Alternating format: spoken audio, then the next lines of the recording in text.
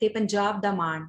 ਸਰਦਾਰ ਮੋਤਾ ਸਿੰਘ ਸਰਾਏ ਜੀ ਵੀ ਸਾਡੇ ਨਾਲ ਜੁੜੇ ਹੋਏ ਹਨ, ਜਿਨ੍ਹਾਂ ਨੇ ਯੂਰਪ ਵਿੱਚ ਵਸੇ ਪੰਜਾਬੀ ਸਾਹਿਤਕਾਰਾਂ ਤੇ ਪਾਠਕਾਂ ਨੂੰ ਜੋੜ ਕੇ ਇੱਕ ਕਾਫਲਾ ਤਿਆਰ ਕੀਤਾ ਹੈ ਅਤੇ ਆਸਟ੍ਰੇਲੀਆ, ਕੈਨੇਡਾ, ਅਮਰੀਕਾ ਅਤੇ ਖਾੜੀ ਦੇਸ਼ਾਂ ਵਿੱਚ ਵੀ ਯੂਰਪੀ ਪੰਜਾਬੀ ਸੱਥ ਦੀਆਂ 43 ਇਕਾਈਆਂ ਸਥਾਪਿਤ ਕੀਤੀਆਂ ਹਨ। ਹਸੂ ਕਰਦੇ ਮੁਸਕਰਾਉਂਦੇ ਚਿਹਰੇ ਵਾਲੇ ਸਰਦਾਰ ਮੋਤਾ ਸਿੰਘ ਜੀ ਦੀ ਸ਼ਖਸੀਅਤ ਕਮਾਲ ਦੀ ਹੈ ਅਤੇ ਕਾਰਜ ਸੋਭਾਵੰਤ ਹਨ। ਕਰੋੜਾਂ ਦੀ ਲਾਗਤ ਨਾਲ ਪੁਸਤਕਾਂ ਦੀ ਛਪਾਈ ਅਤੇ ਉਹਨਾਂ ਦਾ ਪਾਠਕਾਂ ਵਿੱਚ ਵਿਤਰਣ ਆਪ ਦੀ ਪੁਸਤਕ ਸੱਭਿਆਚਾਰ ਪ੍ਰਤੀ ਅਥਾਹ ਮੁਹੱਬਤ ਨੂੰ ਦਰਸਾਉਂਦਾ ਹੈ। ਯੂਰਪੀਅਨ ਪੰਜਾਬੀ ਸੱਥ ਵੱਲੋਂ ਪ੍ਰਕਾਸ਼ਿਤ ਅੱਜ ਦੀ ਇਹ ਪੁਸਤਕ ਸੰਬੰਧੀ ਆਪ ਨੂੰ ਅਨੁਰੋਧ ਹੈ ਕਿ ਆਪ ਆਪਣਾ ਅਨੁਭਵ ਸਾਂਝਾ ਕਰਨ। Thank you madam. ਸਭ ਤੋਂ ਪਹਿਲਾਂ ਤਾਂ ਮੈਨੂੰ ਇਹ ਗੱਲ ਦਾ ਅਫਸੋਸ ਹੈ ਵੀ ਕੁਝ ਟੈਕਨੀਕਲ ਡਿਫੀਕਲਟੀਜ਼ ਦਾ ਕਰਕੇ ਤੇ ਮੈਂ ਥੋੜਾ ਜਿਹਾ ਲੇਟ ਹੋ ਗਿਆ, ਪਰ ਫਿਰ ਵੀ ਤੁਹਾਡੇ ਕਾਲਜ ਦੇ ਵੇ ਮੇਰਾ ਖਿਆਲ ਹੈ ਜਿੰਨੀ ਵੀ ਤੁਸੀਂ ਜਾਣਕਾਰੀ ਦਿੱਤੀ ਹੈ ਮੇਰੇ ਵਾਸਤੇ ਉਹ ਲਾਭਵੰਤ ਤਾਂ ਹੈ ਹੀ ਹੈ, ਇਹਦੇ ਵਿੱਚ ਕੋਈ ਸ਼ੱਕ ਵਾਲੀ ਗੱਲ ਨਹੀਂ। ਪਰ ਮੈਂ ਇਹ ਵੀ ਮਹਿਸੂਸ ਕਰਦਾ ਕਿ ਸੁਣਨ ਵਾਲਿਆਂ ਵਾਸਤੇ ਵੀ, ਤੇ ਅੱਜ ਮੈਂ ਤੁਹਾਡੇ ਕਾਲਜ ਤੋਂ ਜਦੋਂ ਵਾਪਸ ਜਾ ਰਿਹਾ ਉਸ ਦੇਸ਼ ਦੇ ਵਿੱਚ, ਜਿਸ ਦੇਸ਼ ਦੇ ਵਿੱਚ ਮੈਂ ਬਹੁਤ ਲੰਬੇ ਸਮੇਂ ਤੋਂ ਵਸਿਆ ਹੋਇਆ, ਜੇਕਰ ਮੈਨੂੰ ਜਦੋਂ ਵੀ ਸਬੱਬ ਬਣਿਆ ਆਪਣੀ ਬੋਲੀ ਵਿਰਾਸਤ ਤੇ ਸੱਭਿਆਚਾਰ ਦੀ ਗੱਲ ਕਰਨ ਦਾ, ਮੈਂ ਪਹਿਲਾਂ ਦੇ ਨਾਲੋਂ ਵੀ ਜ਼ਿਆਦਾ ਕਮਿਟਮੈਂਟ ਤੇ ਡੈਡੀਕੇਸ਼ਨ ਦੇ ਨਾਲ ਕਰਾਂਗਾ। ਗੁਰੂ ਨਾਨਕ ਪਾਤਸ਼ਾਹ ਦੇ ਸੰਬੰਧ ਦੇ ਵਿੱਚ ਤੁਸੀਂ ਬੜੀ ਪਿਆਰੀ ਨੇ ਭੂਮਿਕਾ ਬੰਨੀ ਹੈ। ਮੈਂ ਤਾਂ ਉਹਨਾਂ ਨੂੰ ਇਹ ਗੱਲ ਕਹਾਂਗਾ ਕਿ ਸਮੁੱਚੇ ਸੰਸਾਰ ਦੇ ਰਹਿਬਰ ਜਿਨ੍ਹਾਂ ਨੇ, ਜੇਕਰ ਸੰਸਾਰ ਦੀ ਆਪਾਂ ਗੱਲ ਕਰਨੀ ਹੋਵੇ ਤਾਂ ਇੱਕਜੁੱਟ ਵਿਰਾਸਤ ਦੀ ਗੱਲ ਕੀਤੀ ਹੈ, ਜਿਹਦੇ ਵਿੱਚ ਕਿਸੇ ਵੀ ਕਿਸਮ ਦਾ ਕੋਈ ਵੀ ਭਿੰਨ ਭੇਦ ਭਾਵ ਕਿਸੇ ਵੀ ਹਿਊਮਨ ਬੀਇੰਗ ਦੇ ਨਾਲ ਤਾਂ ਇੱਕ ਪਾਸੇ ਰਿਹਾ, ਸੰਸਾਰ ਦੇ ਕਿਸੇ ਵੀ ਜੀਵ ਜੰਤੂ ਦੇ ਨਾਲ ਕਿਸੇ ਕਿਸਮ ਦਾ ਕੋਈ ਇਹ ਵਿਤਕਰਾ ਨਹੀਂ। ਜਦੋਂ ਸਰਬੱਤ ਦੀ ਗੱਲ ਆਉਂਦੀ ਹੈ ਤੇ ਸਰਬੱਤ ਨੂੰ ਅਸੀਂ ਸਿਰਫ ਮਨੁੱਖਾਂ ਤੱਕ ਹੀ ਸੀਮਿਤ ਨਹੀਂ ਰੱਖ ਸਕਦੇ। ਸਰਬੱਤ ਸੰਸਾਰ ਦੇ ਬੇਸ਼ੱਕ ਸਜੀਵ ਜਾਂ ਨਿਰਜੀਵ ਜਾਂ ਜੋ ਵੀ ਕੁਝ ਨੰਗੀ ਅੱਖ ਨੂੰ ਨਜ਼ਰ ਆਉਂਦਾ ਸਮੁੱਚੇ ਸੰਸਾਰ ਦੇ ਵਿੱਚ, ਉਸ ਦੇ ਭਲੇ ਦੀ ਇਹ ਪਾਤਸ਼ਾਹ ਨੇ ਗੱਲ ਕੀਤੀ ਹੈ, ਜਿਸ ਦੇ ਵਿੱਚ ਸਮੁੰਦਰ ਵੀ ਆਉਂਦੇ ਨੇ, ਪਹਾੜ ਵੀ ਆਉਂਦੇ ਨੇ, ਧਰਤੀ ਦਾ ਉਹ ਟੁਕੜਾ ਆਉਂਦਾ ਜਿਹੜਾ ਉਪਜਾਊ ਹੈ, ਤੇ ਧਰਤੀ ਦਾ ਉਹ ਟੁਕੜਾ ਵੀ ਜਿੱਥੇ ਕੁਝ ਵੀ ਬੀਜਿਆ ਨਹੀਂ ਜਾ ਸਕਦਾ। ਸਮੁੱਚੀ ਵਨਸਪਤੀ ਸੰਸਾਰ ਦਾ ਹਰ ਜੀਵ ਜੰਤੂ ਉਹ ਸਾਰੇ ਸਰਬੱਤ ਦੇ ਵਿੱਚ ਆਉਂਦੇ ਨੇ। ਤੇ ਹੁਣ ਤਾਂ ਸਾਇੰਸ ਵੀ ਇਸ ਪਾਸੇ ਵੱਲ ਨੂੰ ਤੁਰ ਗਈ ਹੈ ਕਿ ਜੇਕਰ ਮਨੁੱਖ ਨੇ ਆਪਣਾ ਭਲਾ ਸੰਸਾਰ ਦੇ ਵਿੱਚ ਚਾਹਣਾ ਤਾਂ ਕਿ ਉਹਦੀਆਂ ਆਉਣ ਵਾਲੀਆਂ ਨਸਲਾਂ ਜਿਹੜੀਆਂ ਉਹ ਆਨੰਦ ਦੇ ਨਾਲ ਇਸ ਸੰਸਾਰ ਦੇ ਵਿੱਚ ਰਹਿ ਸਕਣ, ਤਾਂ ਉਸ ਨੂੰ ਸਰਬੱਤ ਦੀ ਜਿਹੜੀ ਅਪਰੋਚ ਆ ਉਹ ਅਪਣਾਉਣੀ ਪੈਗੀ। ਜੇਕਰ ਸਰਬੱਤ ਖੁਸ਼ਹਾਲ ਆ ਤਾਂ ਫਿਰ ਹੀ ਜਿਹੜਾ ਮਨੁੱਖੀ ਜਾਮੇ ਦੇ ਵਿੱਚ ਮਨੁੱਖ ਜਿਹੜਾ ਜ਼ਿੰਦਗੀ ਦੇ ਸੁੱਖ ਆਰਾਮ ਦੀ ਗੱਲ ਕਰਦਾ ਉਹ ਸੁੱਖ ਆਰਾਮ ਹਾਸਲ ਕਰ ਸਕਦਾ। ਅੱਜ ਦੇ ਇਸ ਪ੍ਰੋਗਰਾਮ ਵਿੱਚ ਜਿਹੜੀ ਇੱਕ ਕਿਤਾਬ ਦੀ ਗੱਲ ਵੀ ਤੁਸੀਂ ਕਰਨੀ ਹੈ ਆਪਣੇ ਪ੍ਰੋਗਰਾਮ ਦੇ ਵਿੱਚ, ਉਹ ਤਾਂ ਮੈਂ ਤੁਹਾਡੇ ਵਿਦਵਾਨ ਪ੍ਰੋਫੈਸਰ ਬੀਬੀ ਹੁਣਾਂ ਦੇ ਵਾਸਤੇ ਹੀ ਛੱਡਦਾ। ਮੈਂ ਇਹ ਗੱਲ ਜ਼ਰੂਰ ਦੱਸ ਦੇਵਾਂ ਕਿ ਜਦੋਂ 550ਵਾਂ ਗੁਰੂ ਪਾਤਸ਼ਾਹ ਦਾ ਅਵਤਾਰ ਪੁਰਬ ਸੀ, ਅਸੀਂ ਉਸ ਪੁਰਬ ਦੇ ਉੱਤੇ ਕਿਤਾਬ ਵੰਡੀ ਸੀ ਪੰਜਾਬੀ ਦੀ ਤੇ ਹਿੰਦੀ ਦੀ, ਜਿਸ ਦਾ ਨਾਂ ਸੀ ਜਗਤ ਗੁਰ ਬਾਬਾ। ਤੇ ਦੂਸਰੀ ਜਿਹੜੀ ਕਿਤਾਬ ਸੀ ਉਹ ਇਹਨਾਂ ਦਾ ਹੀ ਜਿਹੜੀ ਟ੍ਰਾਂਸਲੇਸ਼ਨ ਕੀਤੀ ਹੋਈ ਸੀ ਅੰਗਰੇਜ਼ੀ ਦੀ, ਗੁਰੂ ਨਾਨਕ ਦਾ ਡਿਵਾਈਨ ਮਾਸਟਰ ਆਫ ਯੂਨੀਵਰਸ, ਉਸ ਕਿਤਾਬ ਦਾ ਨਾਂ ਸੀ। ਅੱਜ ਮੈਂ ਤੁਹਾਡੇ ਕਾਲਜ ਦੇ ਵਿੱਚ ਵੀ ਇਹਨਾਂ ਕਿਤਾਬਾਂ ਨੂੰ ਬਹੁਤ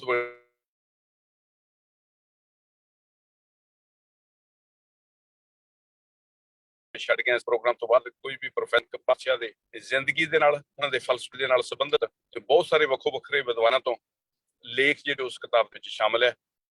ਪ੍ਰੋਫੈਸਰ ਬੀਬੀ ਜੀ ਹੁਣੀ ਬਾਅਦ ਵਿੱਚ ਜਦੋਂ ਬੋਲਣਗੇ, ਡਾਕਟਰ ਸਾਹਿਬਾ ਉਹ ਬੜੇ ਵਿਸਥਾਰ ਦੇ ਨਾਲ ਉਹਦੇ ਉੱਤੇ ਜਾਣਕਾਰੀ ਦੇਣਗੇ। ਮੈਂ ਉਹਦੇ ਬਾਰੇ ਕੋਈ ਗੱਲ ਨਹੀਂ ਕਰਨੀ ਚਾਹੁੰਦਾ, ਪਰ ਅੱਜ ਮੈਂ ਤੁਹਾਡੀ ਸੰਸਥਾ ਦਾ ਤੇ ਜਿੰਨਿਆਂ ਨੇ ਵੀ ਇਸ ਪ੍ਰੋਗਰਾਮ ਦੇ ਵਿੱਚ ਹਿੱਸਾ, ਦਿਲ ਦੀਆਂ ਗਹਿਰਾਈਆਂ ਤੋਂ ਉਹਨਾਂ ਨੂੰ ਮੁਬਾਰਕਬਾਦ ਵੀ ਦੇਣਾ, ਉਹਨਾਂ ਦਾ ਧੰਨਵਾਦ ਵੀ ਕਰਦਾ ਕਿ ਇਸ ਭੱਜ ਨੱਠ ਦੇ ਦੌਰ ਦੇ ਵਿੱਚ, ਹਫੜਾ ਦਫੜੀ ਦੇ ਦੌਰ ਦੇ ਵਿੱਚ, ਜਦੋਂ ਸਮੁੱਚਾ ਸੰਸਾਰ ਪਤਾ ਨਹੀਂ ਕਿਹੜੇ ਪਾਸੇ ਨੂੰ ਤੁਰ ਪਿਆ, ਕਈ ਵਾਰ ਸਾਨੂੰ ਆਪੇ ਨਾਲੋਂ ਟੁੱਟਿਆ ਹੋਇਆ ਨਜ਼ਰ ਆਉਂਦਾ, ਉਸ ਦੌਰ ਦੇ ਵਿੱਚ ਗੱਲ ਕਰਨੀ ਪਹਿਲਾਂ ਦੇ ਮੁਕਾਬਲੇ ਵਿੱਚ ਵੀ ਜ਼ਿਆਦਾ ਸਾਨੂੰ ਲੋੜ ਮਹਿਸੂਸ ਹੋਈ ਹੈ। ਇਸ ਗੱਲ ਦੀ ਤੁਹਾਨੂੰ ਮੈਡਮ ਬਹੁਤ ਬਹੁਤ ਮੁਬਾਰਕ।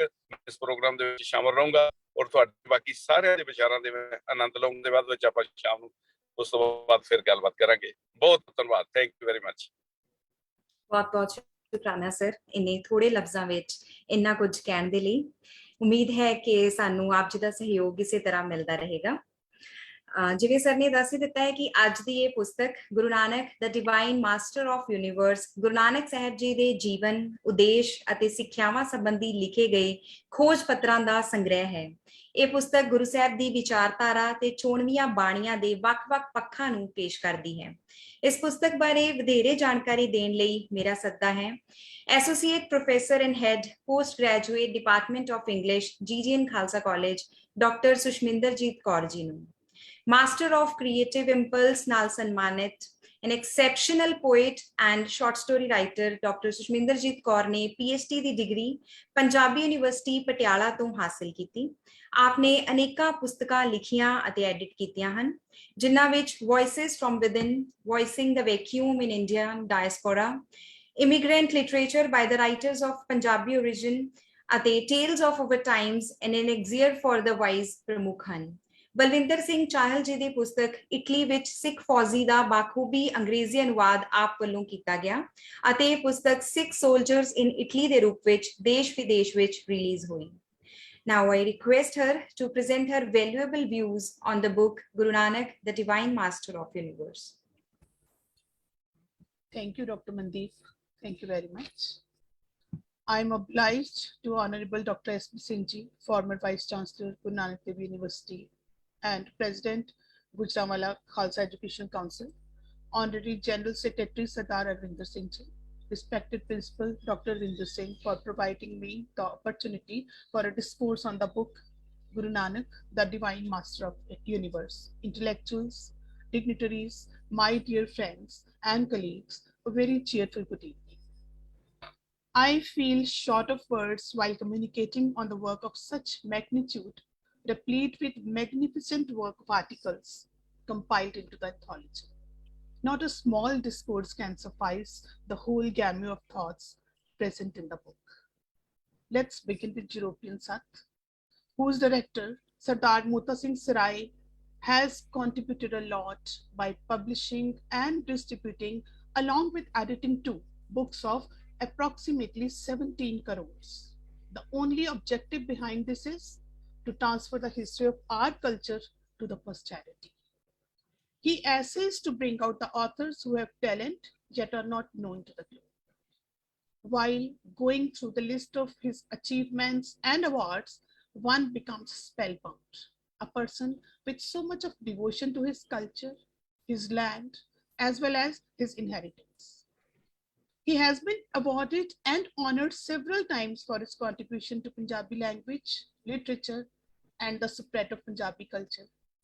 He started European Punjabi Sat in 2000 and hereby commenced his actual drive for which he had been searching since long. He has a passion for books and publishing them. One of these books is Guru Nanak, the Divine Master of Universe, of which he distributed 15,000 copies on the 550th birth anniversary of Guru Sahib, especially coming to Sultanpur Lodi from UK. The book has been edited by Sardar Mota Singh Sarai and Dr. Nidhu Singh, who is Secretary of Punjabi Sat Lambra, Jalandhar.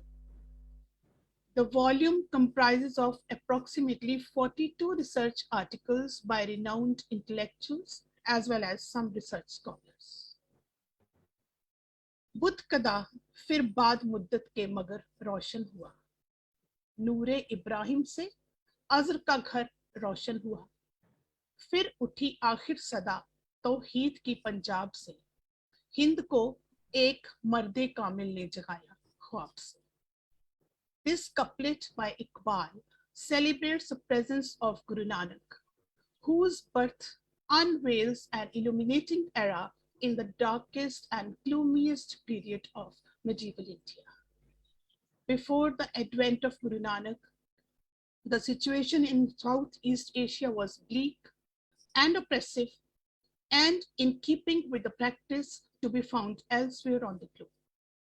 Inequality, oppression, torture, abuse, corruption, idol worship, and blind ritualism composed the thread of society. The majority of people comprised of lower castes, mainly consisting of peasants, laborers, and servants. These accounted for more than 70 to 80% of the population and were labeled Shudras. Most of the day was spent working extremely hard and long hours just to be able to eat and provide crumbs for their families. Many of these outcasts were literally owned by the upper caste, who were known as Kshatriyas and Brahmins, and were severely maltreated by their masters. Child labor and abuse, along with physical, verbal, and sexual abuse towards a majority of the population, were quite common and were generally tolerated and accepted by society. The Shudras, along with women, were thought of as impure, polluted, and equivalent of animals. They were not allowed to participate in any sort of religious ceremony or ritual performed by the Brahmin priest. They had no access to the Sanskrit language and were not allowed any sort of education, as they were thought incapable of being educated. Equally, they had no desire to demand equality and had accepted their subservient status as a law of nature. Guru Nanak very quickly started to question these prevalent practices and recited many shabads preaching his message against inequality, oppression, abuse, corruption, idol worship, and blind ritualism.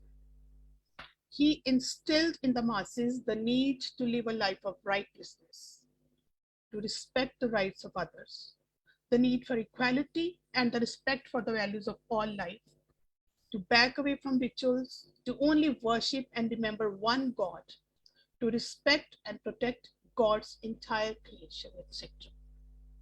He said clearly that achari nahi जीत्या जाए, पाठ पढ़े नहीं कीमत पाए, अष्ट दसी चौं भेद ना पाया, नानक सतगुर ब्रह्म दिखाए. Means through ritual actions, God cannot be won over. By reciting sacred scriptures, his value cannot be estimated. The 18 Puranas and the 4 Vedas do not know his mystery. O Nanak, the true Guru has shown me the Lord God. The time when Guru Nanak was born was a period of great strife in Indian society, especially in the Punjab region. Guru Nanak responded, as all great thinkers, philosophers, and those whom we call prophets respond, to the historical crisis of the society in which he was born. However, it is also vital to grasp how he transcended the limitations of geographical space and historical time in delivering a message that had universal relevance. The fact that in his own lifetime, communities of his followers had emerged in what are today India, Pakistan, Bangladesh, Afghanistan, Nepal, Tibet, and Sri Lanka, and even in Iraq and Iran, illustrates that his message has transcended the geographical boundaries of Punjab. He consciously went on long journeys, which are called Udasiyan, to far off places, along with his 2 companions, Bhai Bala, a Hindu, and Bhai Mardana, a Muslim, to hold dialogues with many saints and Sufis, even some charlatans who claimed some spiritual powers and had some social following. Sardar Suvaran Singh Virk, in his article, has elaborated upon the conflicts of views in all ages because of the existence of different social classes. He writes that Guru Nanak gave a clarion call of truth at the famous religious centers of both Hindus and Muslims. He made 3 Odysseys in the East, West, and North over a period of more than 2 decades. The author, Suvaran Singh Virk, is optimistic that the Guru can become a bridge between both the Punjabs, and rather than threatening each other with atom bombs, we should resort to the above. दुर्लभ दे कलजुग में पाया, फिर ए अवसर चरे ना हाथा, नाम जपाओ ता कटिए fossa. In this dark age of Kaljug, we have obtained this human body, which is very difficult to obtain, and this opportunity is not at all coming to our hands again. So this is preached to chant the name of the Lord, and the news of death, katiye phasa, shall be cut away.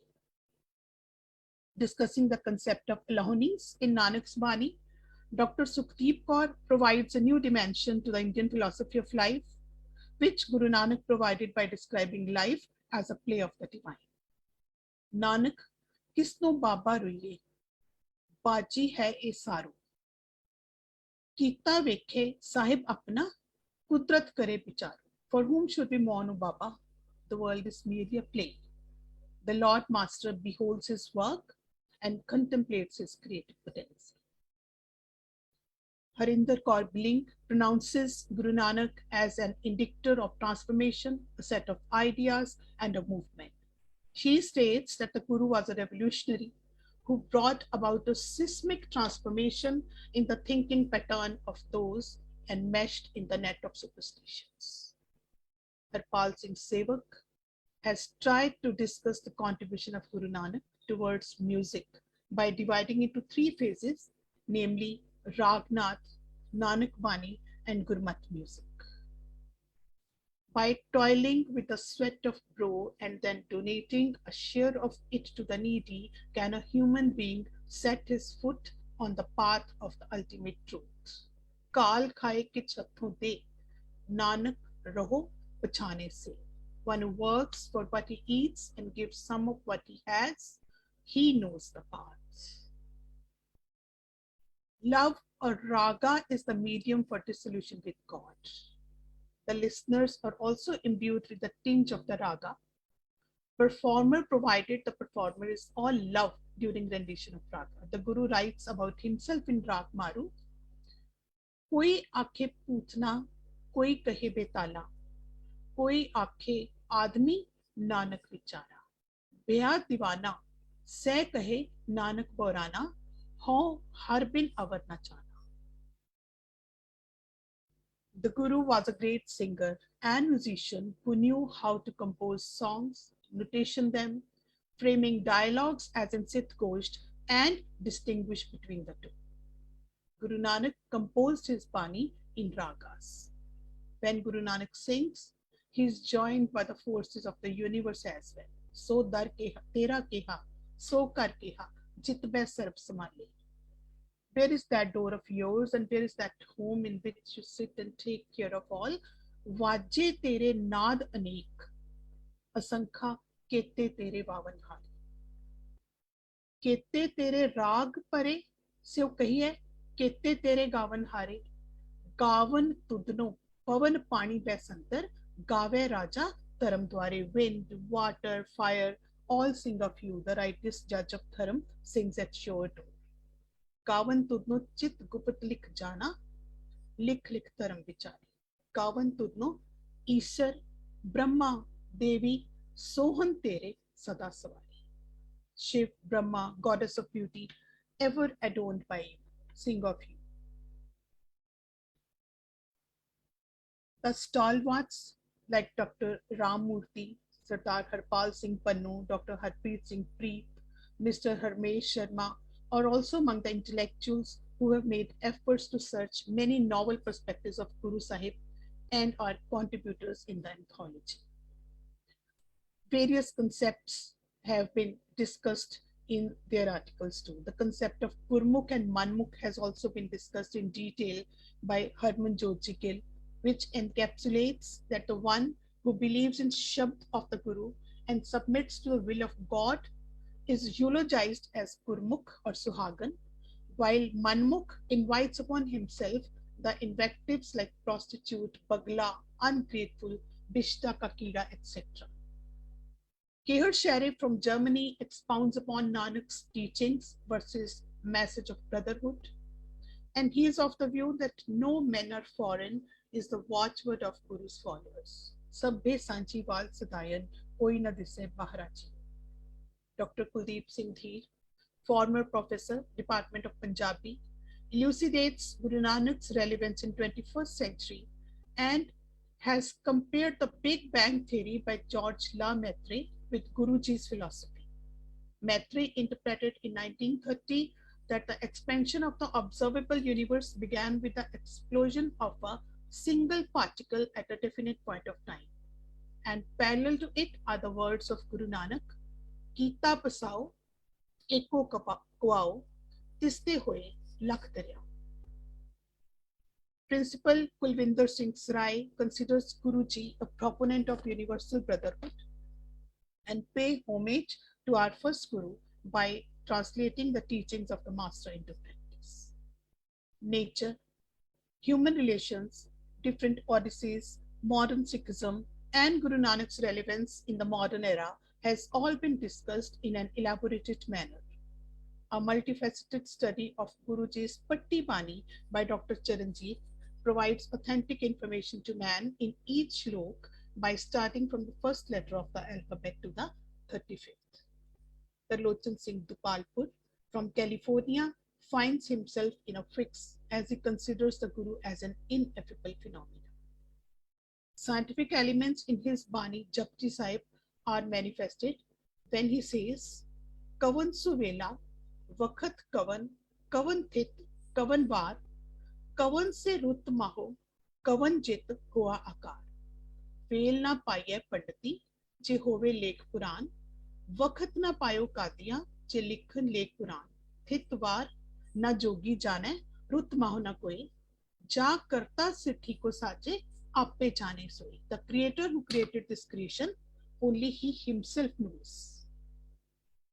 His Aarti, Japji, and approximately all Banis elucidate that in spite of Nanak being a spiritual sage, he proved everything scientifically, and his Bani preceded scientific inventions.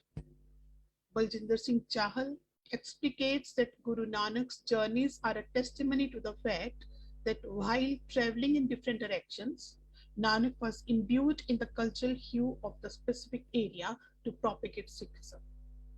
The teachings of Guru Nanak are a testimony that he not only condemns the shortcomings of the social, economic, and political setup of his times, rather makes earnest efforts to improve these. He was a saint, a sage who did and not preach only. He traveled far and wide, and with the sources, as we all know, very limited, as were the times. Insignificant and nugatory conventions, superstitions, fallacies, doctrines, defeatist outlook, caste divisions, gender discrimination, and diffidence to stand up against injustice, oppression, or tyranny had rendered people helpless invertebrates. Guru Nanak took upon himself the task of redemption from all this as an assignment from the heavens. The motive force for this lifelong mission was his intimate communion with the ultimate. His message was of oneness of the transcendent. He argued politely but compellingly against futile customs and orthodoxy, liberating people from senseless beliefs, hatred, malice, cowardice, immortality, and delusions which had created a plethora of problems. His verses carry the reader into a realm of bliss, assuaging anxiety. A central principle of the Guru's teaching is the importance of integrating spirituality with carrying out one's responsibilities. Sikhs should perform seva while at the same time practicing simran. The complete cognizance, the philosophy, the message of life, and the spiritual awareness all are expressed in this compact anthology on Guru Nanak. The ideal is to be a person who combines spiritual qualities with a readiness for courageous action.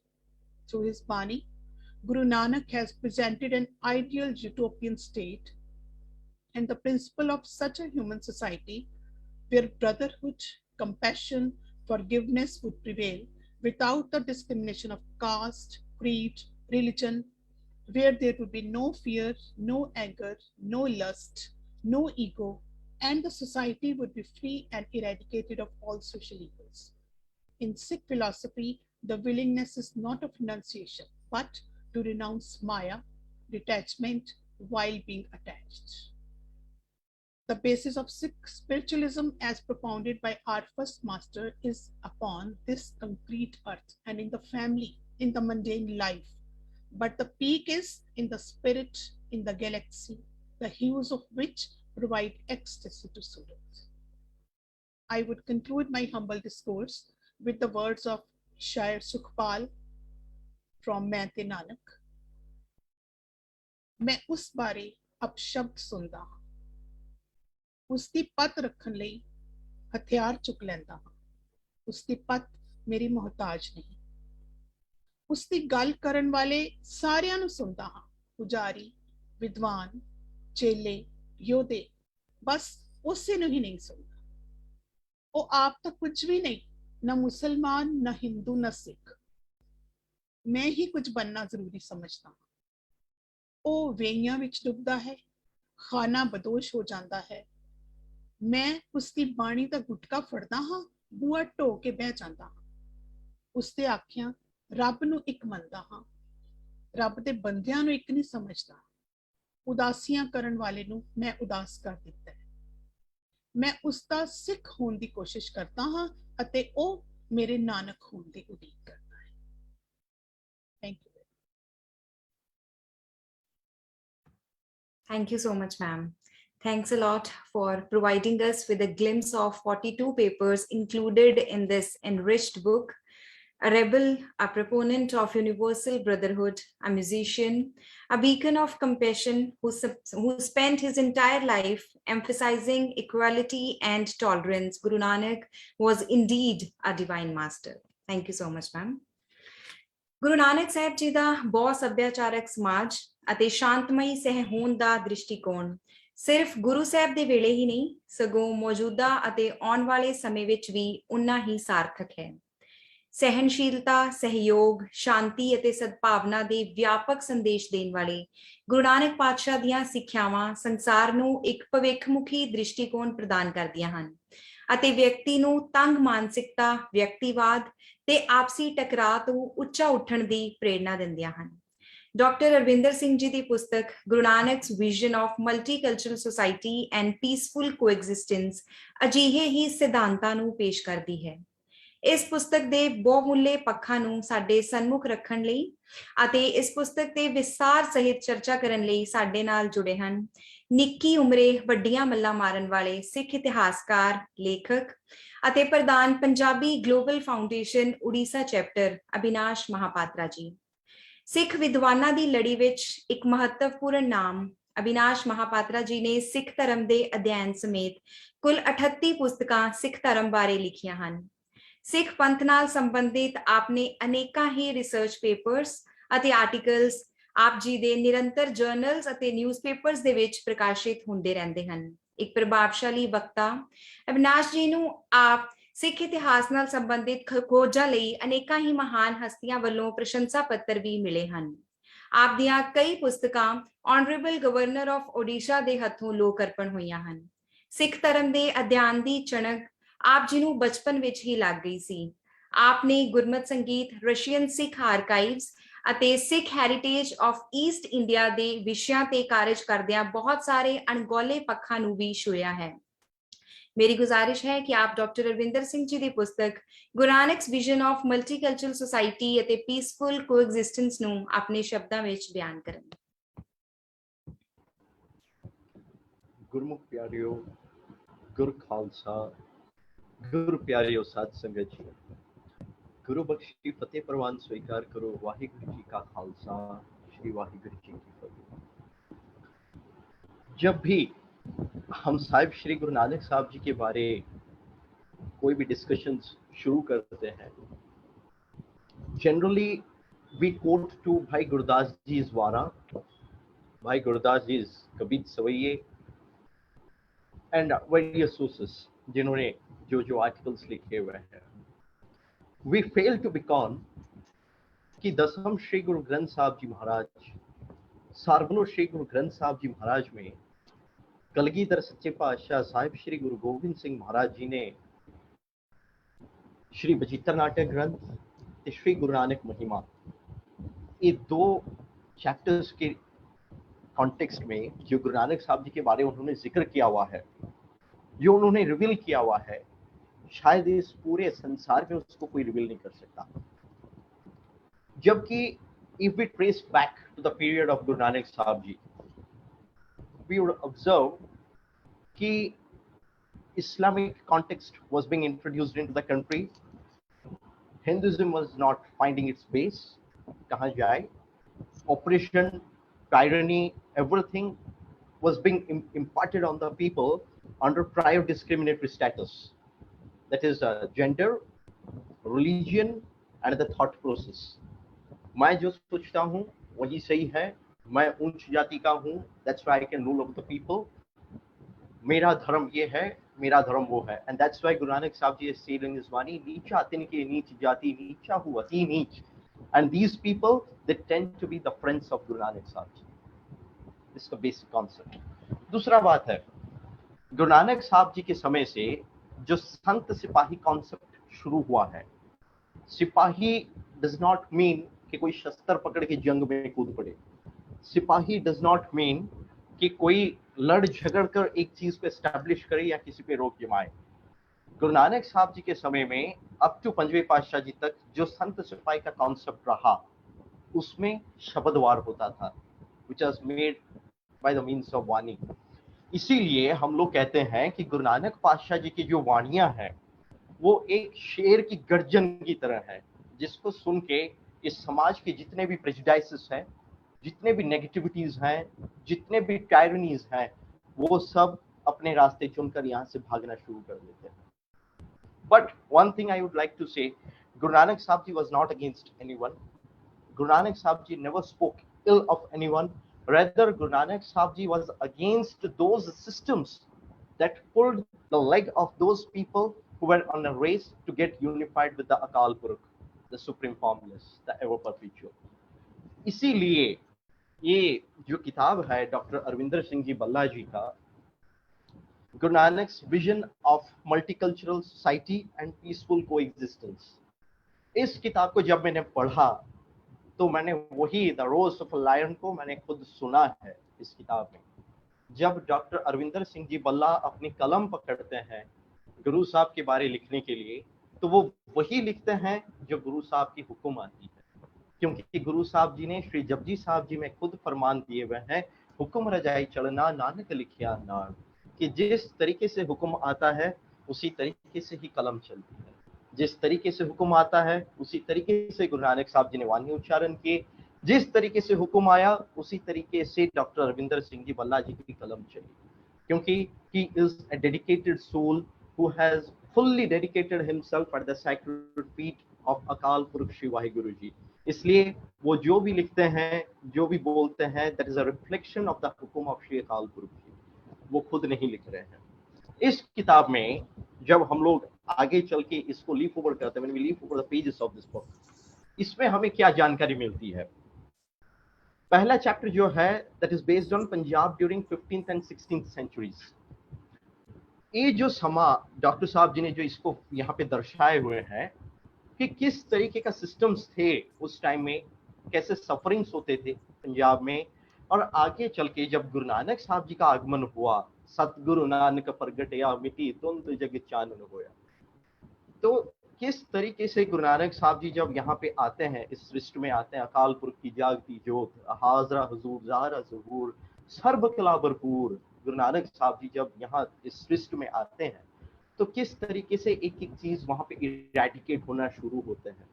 अगर हम लोग historical books पढ़ें, everyone speaks of the historical context, लेकिन उसका जो gist है according to the Vani, adhering to the Gurmat philosophy, कोई उसकी एक्सप्लेनेशन नहीं करता, कोई इस चीज को व्याख्या नहीं करना चाहता कि गुरु साहब जी ने ऐसा किया क्यों, what was the main principle of Guru Nanak Sahib ji to get descended on this earth in the form of a human. इस चीज को हम लोग कोई डिस्कस ही नहीं करते। और ये पहली किताब है since my experience from the age of 10, जितना मैंने पढ़ा हुआ है किताब, डॉक्टर गंडा Singh ji, principal Teja Singh ji, principal सदबीर Singh ji, doctor गंडा Singh ji, everyone's books. No one has ever did what Dr. Arvinder Singh Ji Balla has done in this work, and I wholeheartedly appreciate him. I have no words what to say for appreciating his work. अच्छा, for the second chapter, multicultural society, a conceptual framework, कि एक cultural diversity क्या होती है? What is the definition of a cultural diversity?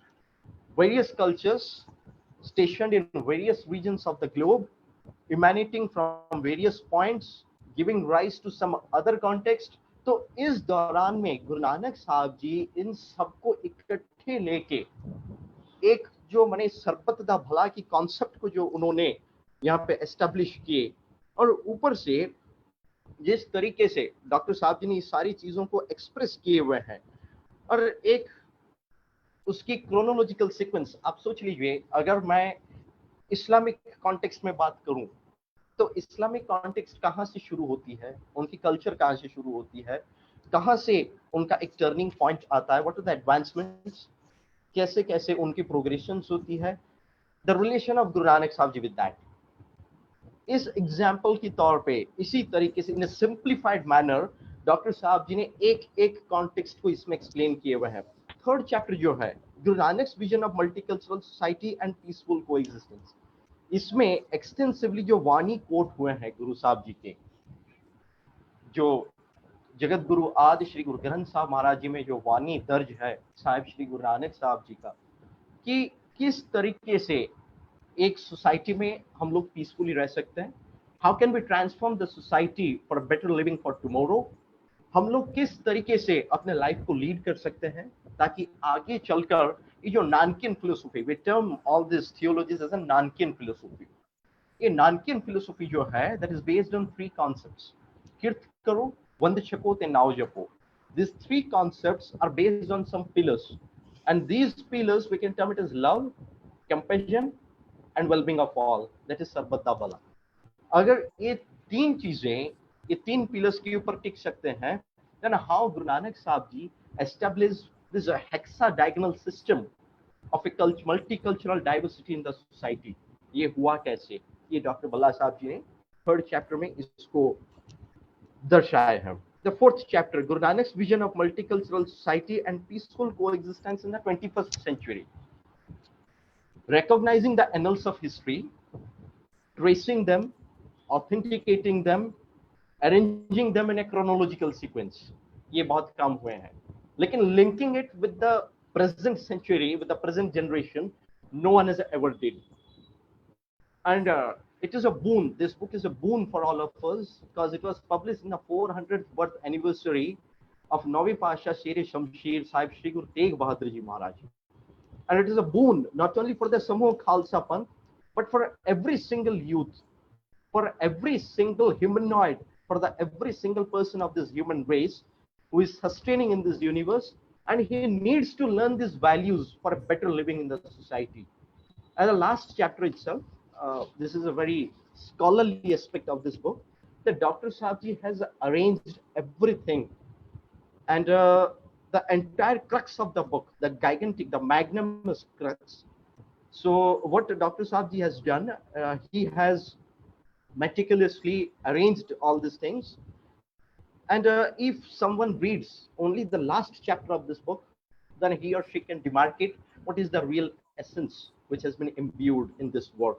So lastly, I would like to urge the Panj Takha Sahiban, Shiromani Gurudwara Prabandhak Committee, all the Sikh organizations, the Sikh scholars, to make this book a must read as a portion of the Sikh context in the Gurmat studies, which will surely benefit the Sikh scholars and their readers alike. Vaheguru Ji Ka Khalsa, Shri Vaheguru Ji Ki Fateh. Thank you so much, sir. Thanks a lot for your detailed overview by quoting from the book and by giving a chapter-wise reviews. You have made this thing clear that this book is a must read. Thanks a lot. मेरा अगला सद्दा है Guru Nanak vision of multicultural society and peaceful coexistence ਦੇ ਲੇਖਕ doctor Ravinder Singh Bhalla ਜੀ ਨੂੰ। University of Asia north Korea तो DLitt दी degree प्राप्त principal Gujranwala Guru Nanak Khalsa college doctor Ravinder Singh ji एक वर्सटाइल पर्सनैलिटी हैं। आप दियां 11 पुस्तकां करीब 75 खोज पत्र प्रकाशित हैं। इस तो इलावा ICSSR न्यू दिल्ली वालों स्पॉन्सर्ड एक माइनर ਅਤੇ एक मेजर रिसर्च प्रोजेक्ट ਤੇ भी आप जी ने शलाघायोग कार्य किया है। अनेकां एकेडमिक बॉडीज के मैंबर डॉक्टर रविंदर सिंह जी ਨੂੰ अपनी कुशल कारगुजारी सदका अनेकां अवार्ड्स नाल भी सम्मानित किया जा चुका है। जिक्रयोग है कि आप एक बहुत ही बेहतरीन कवि भी हैं ਅਤੇ आप ਵੱਲੋਂ लिखियां कवितावां विचों आपकी गहरी ते प्रगतिशील सोच की झलक मिलती है।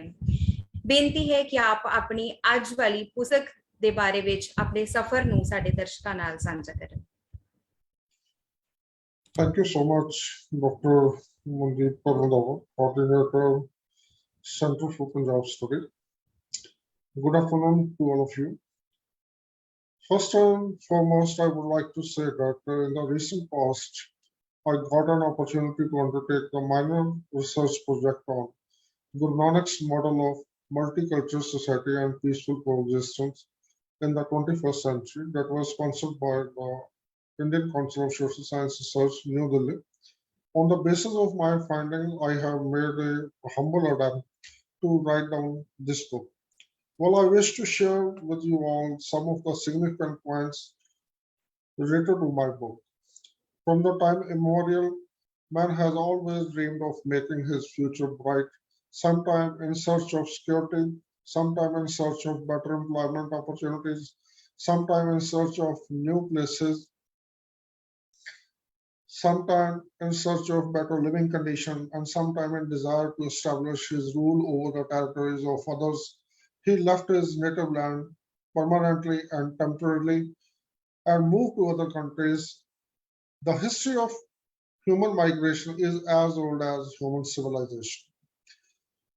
The process of migration is never easy and is always full of challenges. Migrants face many difficulties and obstacles and living according to their unique social, cultural values and religious practices. It is generally seen that when people of different social background, culture, races, ethnicities, religions, etc., come to live in another country permanently or temporarily, then in that country sometimes they find or underwent some complicated situation in relation to the native residents of that country. Well, in the beginning, when people from the poor and backward and exploited countries started migrating to the Western developed countries, though they managed to raise their living standards in developed countries, yet at the same time, multi-layered conflicts between these immigrants and those living in developed countries emerged on the basis of race, culture, religion, etc., which resulted in immigrants' demand for equal rights and freedom to live according to their own social culture and religious values. When people from the different parts of the Asian and African countries started migrating to the USA, Canada, England, Australia, and other parts of the world, the societies of these developed countries became the multi-religious, multi-ethnic, multilingual, multicultural in general.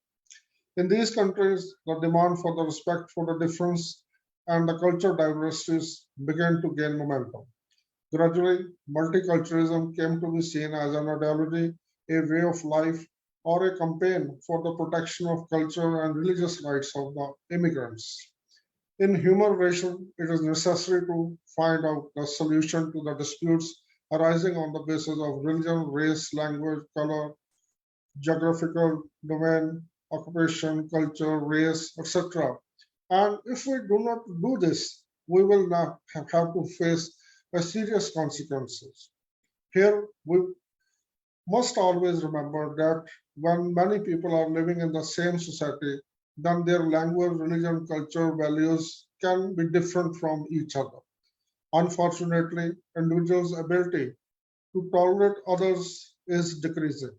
We do not respect the opinion, views, interests, liking and dislikings, preferences, and choices of others. Somewhere we forget this fundamental truth at the conscious or unconscious level that we do not live alone in the society. Over the last 150 years, international community has experienced the violent clashes on the basis of religion, culture, multiplicity. Religious, ethnic, and cultural diversities always pose a serious threat and challenge to the international peace, security, and stability. Multiculturalism and the idea of the multicultural society tend to solve the problems arising out of the cultural assimilation and diversities. Respect for the cultural diversity and protection of the interests of people belonging to the different religions, colors, sects, languages, occupations, caste, and ethnicity, equal opportunities for the development, prohibition of the discrimination, equal rights, peaceful coexistence are considered to be the essential characteristics of any multicultural, liberal, democratic, and peace-loving society. Multicultural society is a society in which the interests of all the religions, ethnic groups, cultural groups, and social groups are taken care of.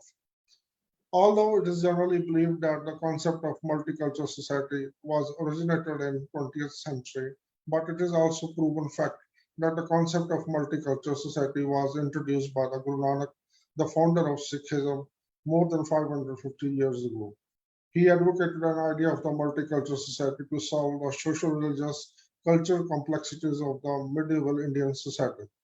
In fact, his notion of multicultural society is more comprehensive, effective, and more meaningful and relevant in the contemporary scenario than the existing Western notion of multiculturalism. He gave the wide-ranging idea of a multicultural society in which the people of different religions have a sense of tolerance, security, love, and respect for one another. Where every human being has the right to live according to his or her cultural values, where everyone has equal opportunities to develop in life without discrimination on the basis of caste, religion, language, race, where the human rights are to be respected by the state, where the lower castes are treated equally, and there is a sense of trust, security, harmony, peaceful coexistence, and mutual respect and cooperation among the people as a whole. He advocated an idea that the culture of any group or person is needed to be considered as a process, not as a stagnant thing. Guru Nanak severely criticized the centuries-old social, religious, and cultural values, institutions, and structures that had created a widening gulf between the masses and alienated one man from another. He strongly believed that social, religious, and cultural conflicts become the root cause of sharp divisions among people in medieval Indian society. He strongly condemned the Indian society of the 15th and 16th century because at that time the people hated each other on the religious basis. Guru Nanak pleaded that the goal of creating social unity and emotional harmony among the people can be achieved through the principle of unity of God. He encouraged people to acknowledge the existence of only one God and to feel the presence of that one God around every human being. He taught people to develop communal harmony and to acknowledge the presence of independent and unique personalities and to understand the feelings of other people living in society. He strongly believed that as long as we do not understand that the other person, God, and our God is the same, and we are all children of the same God, and even if we associate with different social, religious, culture groups, we are all one. Until we not exist, nor will the dialogue among the various civilizations be positive, constructive, and meaningful. Guru Nanak encouraged people to learn the basic knowledge about the different religions to understand the traditions, values, and popular cultures of the people. He appealed to people to connect with each other through religion, language, and cultural exchanges, in addition to using many languages and dialects in his own religious writings. He quoted different religious rituals and symbols and also referred to different names used to address the God in different religions. Guru Nanak taught people to follow their own cultural values and to keep them in all circumstances. He also prevented people from leaving their rich heritage and ideas under the policy of appeasing the rulers. Guru Nanak presented the concept of multicultural society and peaceful coexistence at the ideological and at the institutional level. He persuaded the Hindus and Muslims to follow their own religious principles honestly. He stopped people from seeing each other as Malay or Kafir and taught people to see each other as the creation of one and only one God. He gave the same status. This is one of the unique point of the Guru Nanak ideology.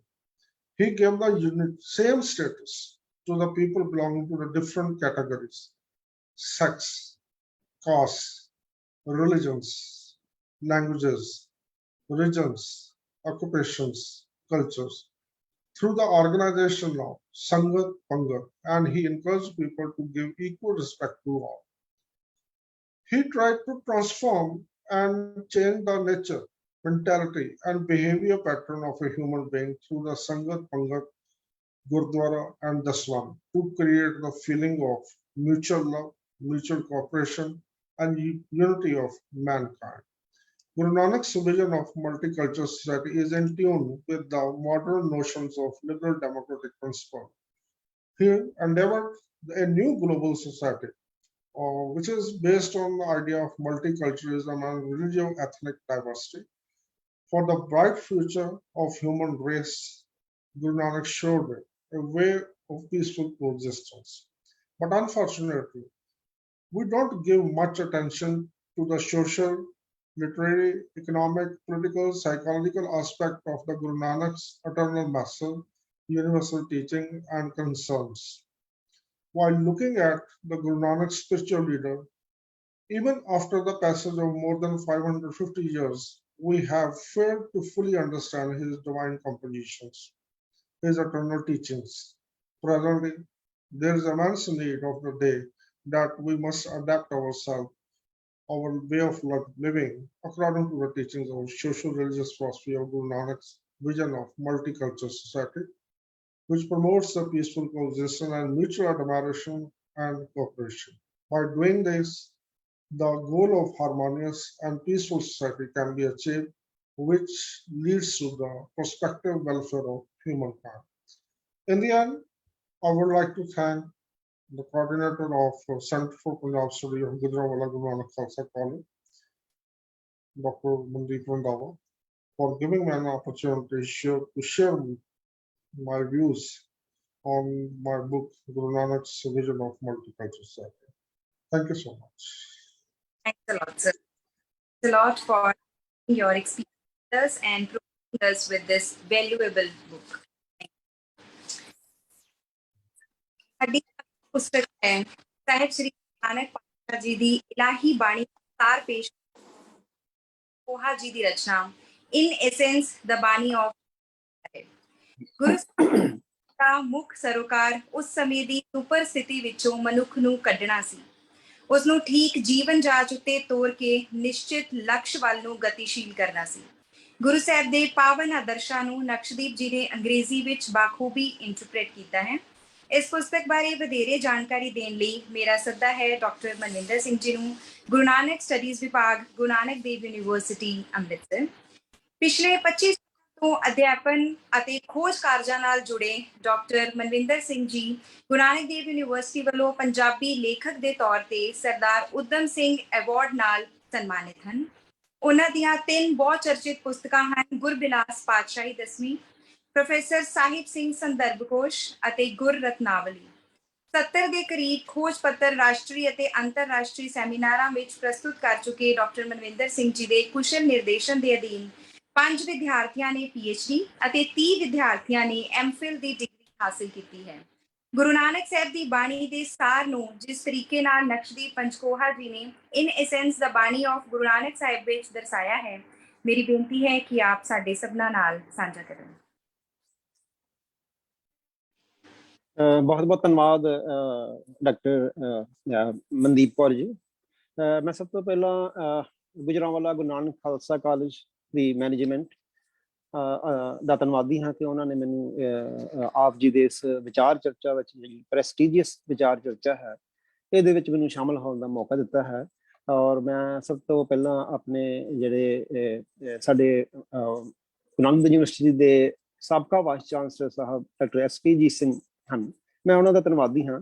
ਔਰ ਇਸ ਦੇ ਨਾਲ ਹੀ ਅਸੀਂ ਉਹਨਾਂ ਨੂੰ ਸਾਬਕਾ ਨਹੀਂ ਕਹਿੰਦੇ, ਅਸੀਂ ਉਹਨਾਂ ਨੂੰ ਇਸ ਕਰਕੇ ਮੰਨਦੇ ਹਾਂ ਕਿ ਉਹ ਸਾਡੇ ਅੱਜ ਵੀ ਵਾਈਸ ਚਾਂਸਲਰ ਹਨ, ਕਿਉਂਕਿ ਉਨੀ ਹੀ ਸ਼ਿੱਦਤ ਨਾਲ ਸਿੱਖ ਸਾਹਿਤ, ਸਿੱਖ ਸੱਭਿਆਚਾਰ ਜਾਂ ਪੰਜਾਬ ਦੇ ਮਸਲਿਆਂ ਨਾਲ ਜਾਂ ਪੜ੍ਹਨ ਅਕਾਦਮਿਕ ਜਿਹੜਾ ਸਮੱਸਿਆਵਾਂ ਨਾਲ, ਅਕਾਦਮਿਕ ਜਿਹੜਾ ਵਿਚਾਰ ਚਰਚਾ ਵਾ, ਉਸੇ ਹੀ ਸ਼ਿੱਦਤ ਨਾਲ, ਉਸੇ ਹੀ ਜਿਹੜੀ ਕਹਿ ਲਈਏ ਜੋਸ਼ ਨਾਲ ਜੁੜੇ ਹੋਏ ਹਨ। ਅਸੀਂ ਕਦੀ ਉਹਨਾਂ ਨੂੰ ਸਾਬਕਾ ਵਾਈਸ ਚਾਂਸਲਰ, ਮੇਰੇ ਖਿਆਲ ਕੋਈ ਵੀ ਟੀਚਰ ਯੂਨੀਵਰਸਿਟੀ ਦਾ ਉਹਨੂੰ ਨਹੀਂ ਮੰਨਦਾ। ਔਰ ਇਸ ਦੇ ਨਾਲ ਹੀ ਮੈਂ ਕਾਲਜ ਦੇ ਪ੍ਰਿੰਸੀਪਲ ਸਾਹਿਬ ਜਿਹੜੇ ਡਾਕਟਰ ਅਰਵਿੰਦਰ ਸਿੰਘ ਜੀ ਅਤੇ ਕਾਲਜ ਦੇ ਆਨਰੇਰੀ ਸਕੱਤਰ, ਜਨਰਲ ਸਕੱਤਰ ਸਰਦਾਰ ਅਰਵਿੰਦਰ ਸਿੰਘ ਦਾ ਬਹੁਤ ਧੰਨਵਾਦੀ ਹਾਂ। ਔਰ ਜਿਹੜੇ ਕੋਆਰਡੀਨੇਟਰ ਡਾਕਟਰ ਮਨਦੀਪ ਕੌਰ ਜੀ, ਜਿਨ੍ਹਾਂ ਨੇ ਕਿ ਮੈਨੂੰ ਇਸ ਪ੍ਰੋਗਰਾਮ ਵਿੱਚ ਜਿਹੜਾ ਸ਼ਾਮਲ ਕੀਤਾ ਹੈ। ਜਿਹੜੀ ਮੈਨੂੰ ਕਿਤਾਬ ਦਿੱਤੀ ਗਈ ਹੈ ਕਾਲਜ ਵੱਲੋਂ, ਉਹ ਜਿਹੜੀ ਇੱਕ ਲੱਗਦਾ ਹੈ ਵੀ ਇੱਕ ਇਸ ਤਰ੍ਹਾਂ ਦੀ ਕਿਤਾਬ ਹੈ ਜਿਹੜੀ ਕਿ ਇੱਕ ਪੇਜ ਤੋਂ ਸ਼ੁਰੂ ਹੋ ਕੇ ਆਖਰ ਤੱਕ ਇੱਕੋ ਹੀ ਥੀਮ ਉਹਦਾ ਚੱਲਦਾ ਹੈ, ਜਿਸ ਤਰ੍ਹਾਂ ਕਿ ਵੱਖ-ਵੱਖ ਚੈਪਟਰ ਹੁੰਦੇ ਹਨ ਆਮ ਕਿਤਾਬਾਂ ਵਿੱਚ। ਔਰ ਇਸ ਕਿਤਾਬ ਦੇ ਜਿਹੜੇ ਲੇਖਕ ਹਨ ਇਹ ਹਨ ਆਪਣਾ ਗੁਰਦੀਪ ਸਿੰਘ ਜੀ। ਸੈਕਿੰਡ ਨੇਮ ਉਹਨਾਂ ਦਾ ਸੀ, ਜਿਸ ਤਰ੍ਹਾਂ ਕਿ ਉਹਨਾਂ ਨੇ ਲਿਖਿਆ ਹੈ ਕਿਤਾਬ ਉੱਪਰ, ਉਹ ਨਕਸ਼ਦੀਪ ਪੰਜਕੋਹਾ। ਔਰ ਉਹਨਾਂ ਦੀ ਕਿਤਾਬ ਦਾ ਜਿਹੜਾ ਨਾਮ ਹੈ ਇਨ ਸੈਂਸ ਦਾ ਬਾਣੀ ਆਫ ਗੁਰੂ ਨਾਨਕ ਸਾਹਿਬ, ਇਹ ਉਹਨਾਂ ਦਾ ਪਹਿਲਾ ਵਾਲੀਅਮ ਹੈ। ਔਰ ਇਸ ਕਿਤਾਬ ਦੇ ਤਕਰੀਬਨ 650 ਪੰਨੇ ਹਨ, ਜਿਹੜੇ ਕਿ ਇੱਕ ਵਿਸ਼ੇ ਨੂੰ ਲੈ ਕੇ ਸ਼ੁਰੂ ਤੋਂ ਲੈ ਕੇ ਆਖਰ ਤੱਕ ਚੱਲਦੇ ਹਨ। ਮੇਰਾ ਖਿਆਲ ਅਸੀਂ ਸਾਰੇ ਇਹ ਜਾਣਦੇ ਹਾਂ ਕਿ ਗੁਰਬਾਣੀ ਵਿਆਖਿਆਕਾਰੀ ਇੱਕ ਅਜਿਹਾ ਵਿਸ਼ਾ ਹੈ ਜਿਸ ਦੇ ਵਿੱਚ ਕਿ ਪੈਰ ਧਰਨ ਵਾਸਤੇ ਕਈ ਤਰ੍ਹਾਂ ਦੀ ਮਹਾਰਤ ਜਿਹੜੀ ਸਾਨੂੰ ਉਹਦੇ ਵਿੱਚ ਚਾਹੀਦੀ ਹੁੰਦੀ ਹੈ। ਫਾਰ ਐਗਜ਼ਾਮਪਲ, ਸਾਨੂੰ ਗੁਰਬਾਣੀ ਦਾ ਜਿਹੜਾ ਪੂਰਾ ਗਿਆਨ ਹੋਣਾ ਚਾਹੀਦਾ ਹੈ। ਔਰ ਇਸ ਦੇ ਨਾਲ ਹੀ ਜਿਹੜੀ ਸਾਨੂੰ ਲਿੰਗੁਇਸਟਿਕ ਬਾਰੇ ਪਤਾ ਹੋਣਾ ਚਾਹੀਦਾ ਹੈ। ਔਰ ਵੱਖ-ਵੱਖ ਭਾਸ਼ਾਵਾਂ ਜਿਹੜੀਆਂ ਨੇ, ਸੰਸਕ੍ਰਿਤ ਹੈ, ਉਰਦੂ ਹੈ, ਹਿੰਦੀ ਹੈ, ਔਰ ਇਹਨਾਂ ਭਾਸ਼ਾਵਾਂ ਦਾ ਰੂਟਸ ਕੀ ਹੈ, ਸ਼ਬਦਾਂ ਦੇ ਰੂਟਸ ਕੀ ਹੈ, ਇਹ ਸਾਨੂੰ ਪਤਾ ਹੋਣੇ ਚਾਹੀਦੇ ਹੈ।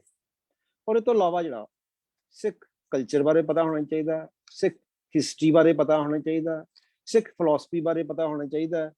ਔਰ ਕਹਿ ਲਈਏ ਵੀ ਕਈ ਤਰ੍ਹਾਂ ਦੀ ਐਬਿਲਿਟੀ ਜੇਕਰ ਹੋਏਗੀ ਤੇ ਤਾਂ ਹੀ ਕੋਈ ਸ਼ਖਸ ਜਾਂ ਸਕਾਲਰ ਜਿਹੜਾ ਹੈ ਇਸ ਵਿਸ਼ੇ ਨੂੰ ਜਿਹੜਾ ਹੱਥ ਪਾਉਣ ਦੀ ਜਿਹੜਾ ਕੋਈ ਹਿੰਮਤ ਕਰ ਸਕਦਾ ਜਾਂ ਜਿਗਰਾ ਰੱਖਦਾ ਹੈ ਗੁਰਬਾਣੀ ਵਿਆਖਿਆਕਾਰੀ ਦੇ ਵਿੱਚ ਆਉਣ ਲਈ।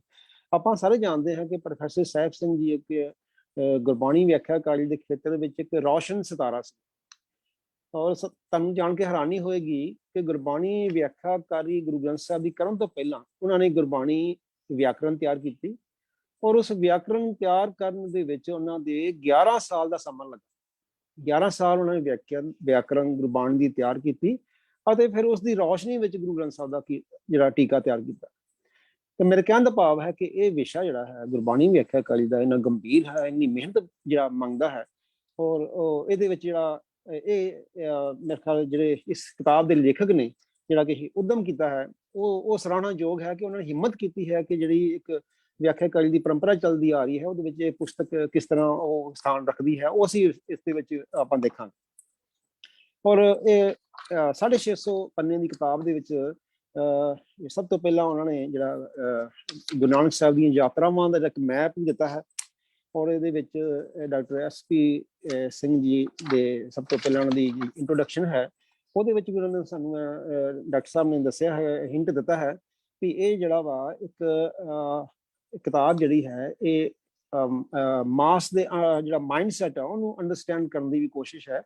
ਔਰ ਅਟੈਂਪਟ ਕੀਤੀ ਗਈ ਹੈ ਲੇਖਕ ਦੁਆਰਾ ਇੱਕ ਜਿਹੜਾ ਮੈਨ ਦਾ ਜਿਹੜਾ ਉਹਨੂੰ ਲਿਬਰੇਟ ਕਰਨ ਲਈ, ਉਹਨੂੰ ਉਹਦੀ ਜਿਹੜੀਆਂ ਬੁਰਾਈਆਂ ਤੋਂ ਲਿਬਰੇਟ ਕਰਨ ਵਾਸਤੇ ਇਹ ਇਸ ਕਿਤਾਬ ਦੇ ਰਾਹੀਂ ਕੋਸ਼ਿਸ਼ ਕੀਤੀ ਗਈ ਹੈ। ਉਹਨੂੰ ਜਿਹੜਾ ਸਪਿਰਿਚੁਅਲਿਟੀ ਨਾਲ ਜੋੜਨ ਦੀ ਜਿਹੜੀ ਹੈ, ਜੇ ਅਲਟੀਮੇਟ ਜਿਹੜੀ ਸਾਡੀ ਇਸ ਸ੍ਰਿਸ਼ਟੀ ਦਾ ਆਧਾਰ ਹੈ ਸਪਿਰਿਚੁਅਲਿਟੀ, ਉਹਦੇ ਤੱਕ ਪਹੁੰਚਾਉਣ ਦੀ ਕਾਮਨ ਮੈਨ ਨੂੰ ਇਹ ਕਿਤਾਬ ਦੇ ਰਾਹੀਂ, ਇਸ ਵਿਆਖਿਆਕਾਰੀ ਦੇ ਰਾਹੀਂ ਇਹ ਕੋਸ਼ਿਸ਼ ਲੇਖਕ ਨੇ ਜਿਹੜੀ ਕੀਤੀ ਹੈ।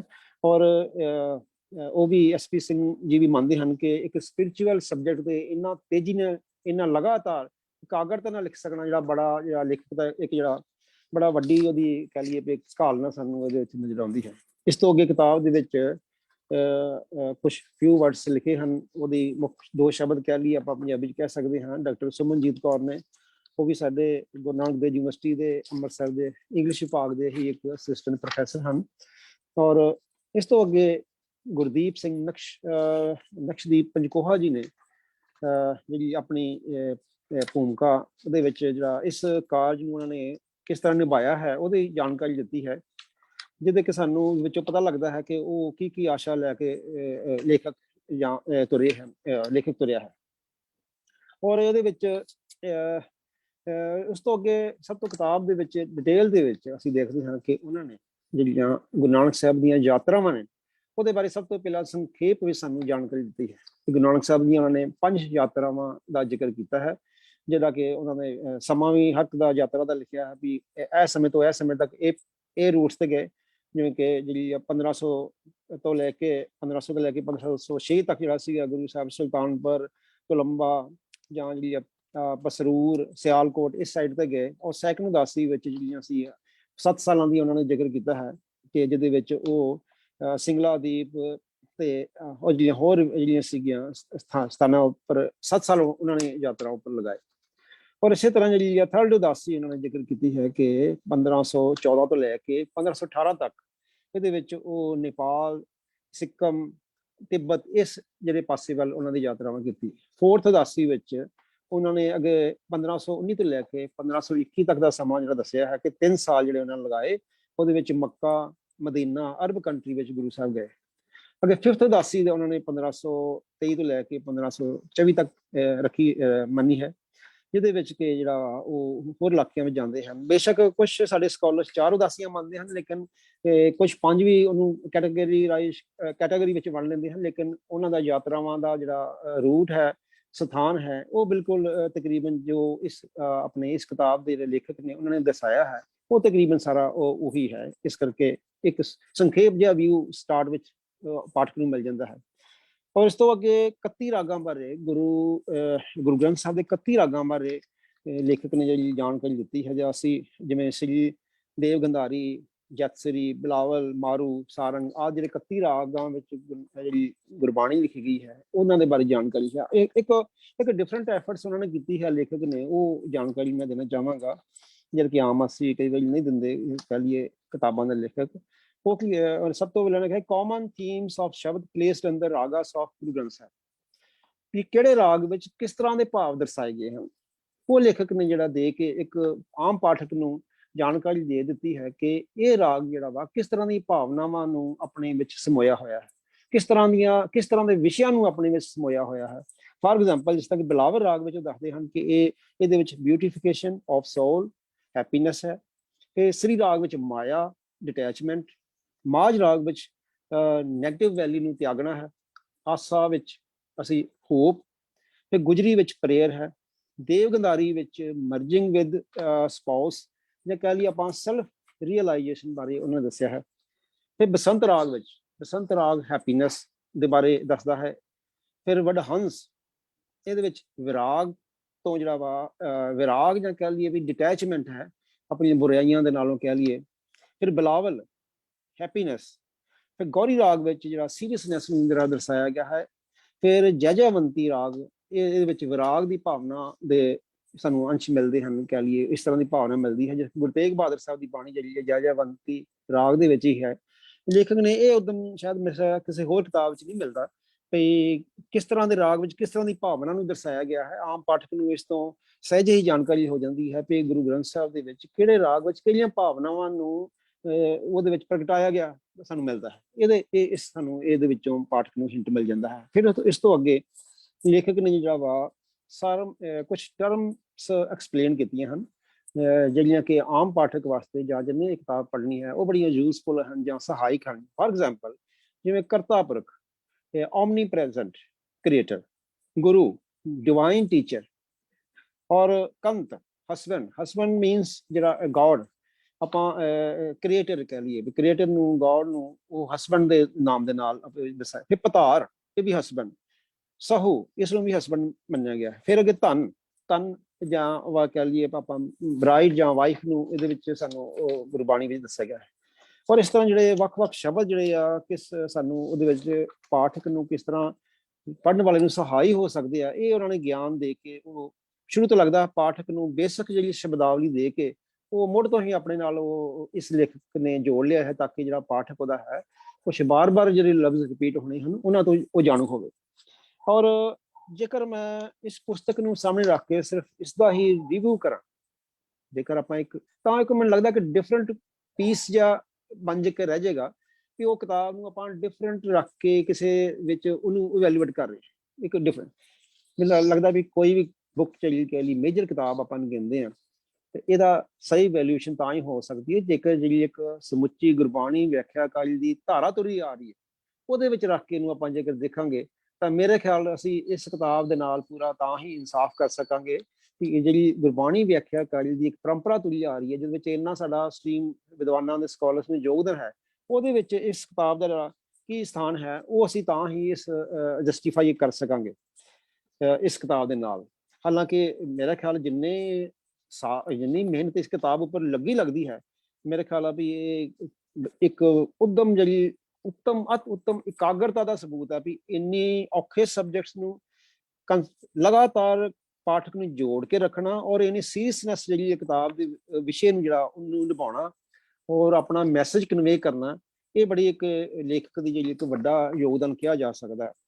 ਆਪਾਂ ਪਿਛਲੀ ਪਰੰਪਰਾ ਨੂੰ ਦੇਖਦੇ ਹਾਂ, ਗੁਰਬਾਣੀ ਦੀ ਵਿਆਖਿਆਕਾਰੀ ਦੀ ਤੁਰੀ ਆ ਰਹੀ ਹੈ, ਉਹਦੇ ਵਿੱਚ ਅਸੀਂ ਦੇਖਦੇ ਹਾਂ ਕਿ ਸਹਿਜ ਪ੍ਰਣਾਲੀ ਸਾਡੇ ਕੋਲ ਹੈ, ਫਿਰ ਭਾਈ ਪ੍ਰਣਾਲੀ ਹੈ ਜਿਸ ਦੇ ਵਿੱਚ ਕਿ ਭਾਈ ਗੁਰਦਾਸ ਜੀ ਆ ਜਾਂਦੇ ਹਨ, ਫਿਰ ਪਰਮਾਰਥ ਪ੍ਰਣਾਲੀ ਸਾਡੇ ਪਾਸ ਹੈ, ਉਹਦੇ ਵਿੱਚ ਸੋਢੀ ਮਿਹਰਬਾਨ ਸੋਢੀ ਹਰਜੀ ਤੇ ਸੋਢੀ ਚਤੁਰਭੁਜ ਜੀ ਵਜੋਂ ਉਹਦੇ ਵਿੱਚ ਪਰਮਾਰਥ ਪ੍ਰਣਾਲੀ ਵਿੱਚ ਅਸੀਂ ਗਿਣਦੇ ਹਾਂ।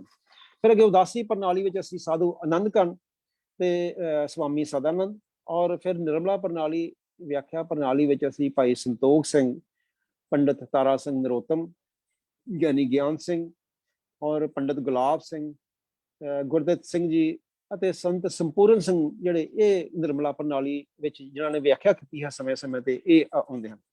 ਅੱਗੇ ਭਾਈ ਮਨੀ ਸਿੰਘ ਜੀ, ਉਹਨਾਂ ਦਾ ਵੀ ਜਿਹੜਾ ਗੁਰਬਾਣੀ ਵਿਆਖਿਆ ਦੇ ਵਿੱਚ ਜਿਹੜਾ ਯੋਗਦਾਨ ਹੈ, ਗਿਆਨੀ ਬਦਨ ਸਿੰਘ ਜੀ ਸੇਖਵਾਂ ਜਾਂ ਸੰਤ ਅਮੀਰ ਸਿੰਘ, ਫਿਰ ਗਿਆਨੀ ਬਿਸ਼ਨ ਸਿੰਘ ਲਖੂਵਾਲ ਤੇ ਪੰਡਿਤ ਨਰੈਣ ਸਿੰਘ ਜੀ ਗਿਆਨੀ ਮਜੰਗ ਵਾਲੇ।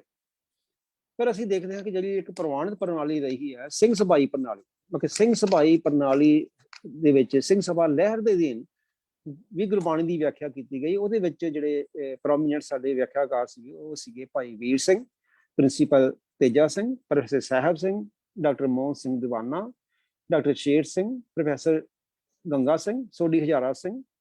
ਇਸ ਤੋਂ ਇਲਾਵਾ ਹੋਰ ਵੀ ਯਤਨ ਕੀਤੇ ਗਏ, ਜਿਸ ਤਰ੍ਹਾਂ ਕਿ ਇਹ ਕਿਤਾਬ ਆਪਾਂ ਦੇਖਦੇ ਹਾਂ ਕਿ ਇੰਗਲਿਸ਼ ਵਿੱਚ ਹੈ, ਜਿਹੜੀ ਮੈਂ ਜ਼ਿਕਰ ਕੀਤਾ ਉਹ ਪੰਜਾਬੀ ਵਿੱਚ ਵੀ ਕੀਤਾ।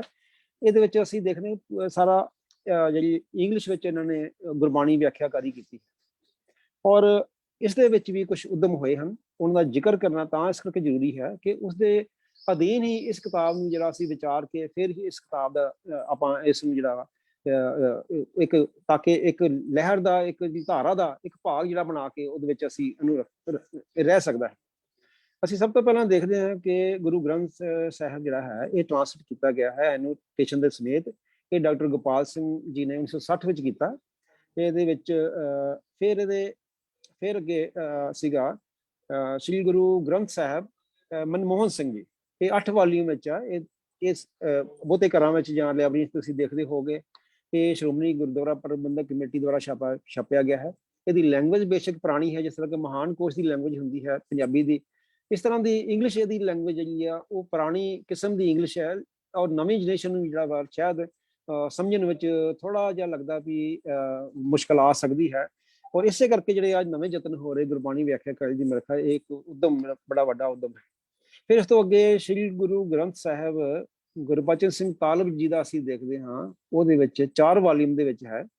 ਉਹਦੇ ਪਬਲਿਸ਼ਰ ਹੈ ਪੰਜਾਬੀ ਯੂਨੀਵਰਸਿਟੀ ਪਟਿਆਲਾ। ਇਹ 2004 ਦੇ ਵਿੱਚ ਇਹਨਾਂ ਨੇ ਛਾਪਿਆ ਸੀਗਾ। ਔਰ ਇਸ ਤੋਂ ਬਾਅਦ sentence by sentence English translation Shri Guru Granth Sahib, ਇਹ ਸੰਤ ਸਿੰਘ ਖਾਲਸਾ ਜੀ ਨੇ ਛਾਪਿਆ ਸੀਗਾ। ਔਰ ਇਹਦੇ ਵਿੱਚ ਜਿਹੜਾ ਸੀਗਾ ਇਹਦੇ ਵਿੱਚ ਮੇਰੇ ਖਿਆਲ ਉਹ ਵੱਖ-ਵੱਖ ਸੰਕਲਪਾਂ ਨੂੰ ਗੁਰਬਾਣੀ ਦੀਆਂ ਪਰੰਪਰਾਵਾਂ ਦੇ ਵੱਖ-ਵੱਖ ਜਿਹੜੇ ਉਹਦੀ ਉਦਾਹਰਨਾਂ ਦੇ ਕੇ ਇਹਨਾਂ ਨੇ ਕੀਤਾ ਸੀ। ਫਿਰ ਅੱਗੇ ਅਸੀਂ ਦੇਖਦੇ ਹਾਂ ਕਿ sentence by sentence English translation, Guru Granth Sahib Gurmukhi text, Roman translation and English translation। ਇਹ ਡਾਕਟਰ ਦਰਸ਼ਨ ਸਿੰਘ ਜੀ ਜਿਹੜੇ ਪੰਜਾਬ ਯੂਨੀਵਰਸਿਟੀ ਚੰਡੀਗੜ੍ਹ ਵਿੱਚ ਸੀਗੇ ਸਿਕਸ ਗੁਰੂ ਨਾਨਕ ਸਿੱਖ ਸਟੱਡੀ ਚੇਅਰ, ਉਹਨਾਂ ਨੇ ਕੀਤਾ ਸੀਗਾ। ਇਹ 5 ਵਾਲੀਅਮ ਵਿੱਚ ਟ੍ਰਾਂਸਲੇਸ਼ਨ ਸੀਗੀ, 2005 ਵਿੱਚ ਹੋਈ, ਔਰ ਸਿੱਖ ਯੂਨੀਵਰਸਿਟੀ ਪ੍ਰੈਸ ਬੈਲਜੀਅਮ ਵਿੱਚ ਇਹਨਾਂ ਨੇ ਛਾਪਿਆ ਸੀ।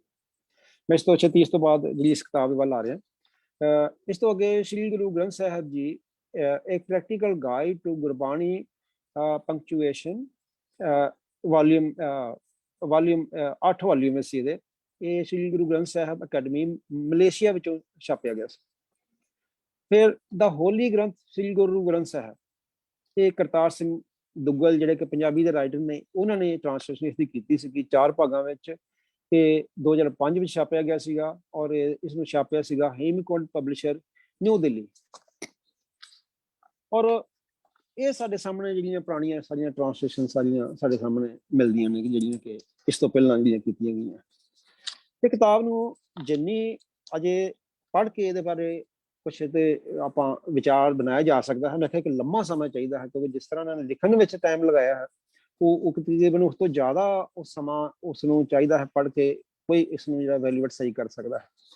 ਲੇਕਿਨ ਜਿਹੜੀ ਮੋਟੇ ਤੌਰ ਤੇ ਮੈਨੂੰ ਇਹ ਕਿਤਾਬ ਬਾਰੇ ਜਿਹੜੀਆਂ ਗੱਲਾਂ ਸਾਹਮਣੇ ਨਜ਼ਰ ਆਈਆਂ ਹਨ, ਉਹ ਮੈਂ ਤੁਹਾਡੇ ਨਾਲ ਸਾਂਝਾ ਕਰਨਾ ਚਾਹਾਂਗਾ, ਤਾਂ ਕਿ ਬਾਕੀ ਜਿਹੜੇ ਪਾਠਕ ਨੇ ਉਹ ਵੀ ਇਸ ਜਿਹੜਾ ਇੱਕ ਬੜਾ ਉਤਸ਼ਾਹ ਉਦਮ ਕੀਤਾ ਹੈ ਲੇਖਕ ਨੇ, ਉਹਦੇ ਨਾਲ ਜਿਹੜਾ ਉਹਦਾ ਫਾਇਦਾ ਉਠਾ ਸਕੇ।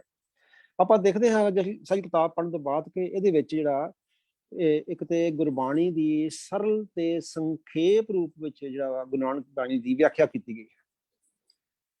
ਔਰ ਇਹ ਜਿਹੜੀ ਵਿਆਖਿਆ ਹੈ, ਇਹ ਇੱਕ ਜਿਹੜੀ ਕਾਲੀ ਤੁਕਵਾਰ ਟੀਕਾ ਉਹਨੂੰ ਕਿਹਾ ਜਾ ਸਕਦਾ, ਵੀ ਇੱਕ ਤੁਕ ਲਈ ਉਹਦਾ ਟੀਕਾ ਕੀਤਾ, ਫਿਰ ਨੈਕਸਟ ਤੁਕ ਤੇ ਗਏ ਉਹਦਾ ਟੀਕਾ ਕੀਤਾ।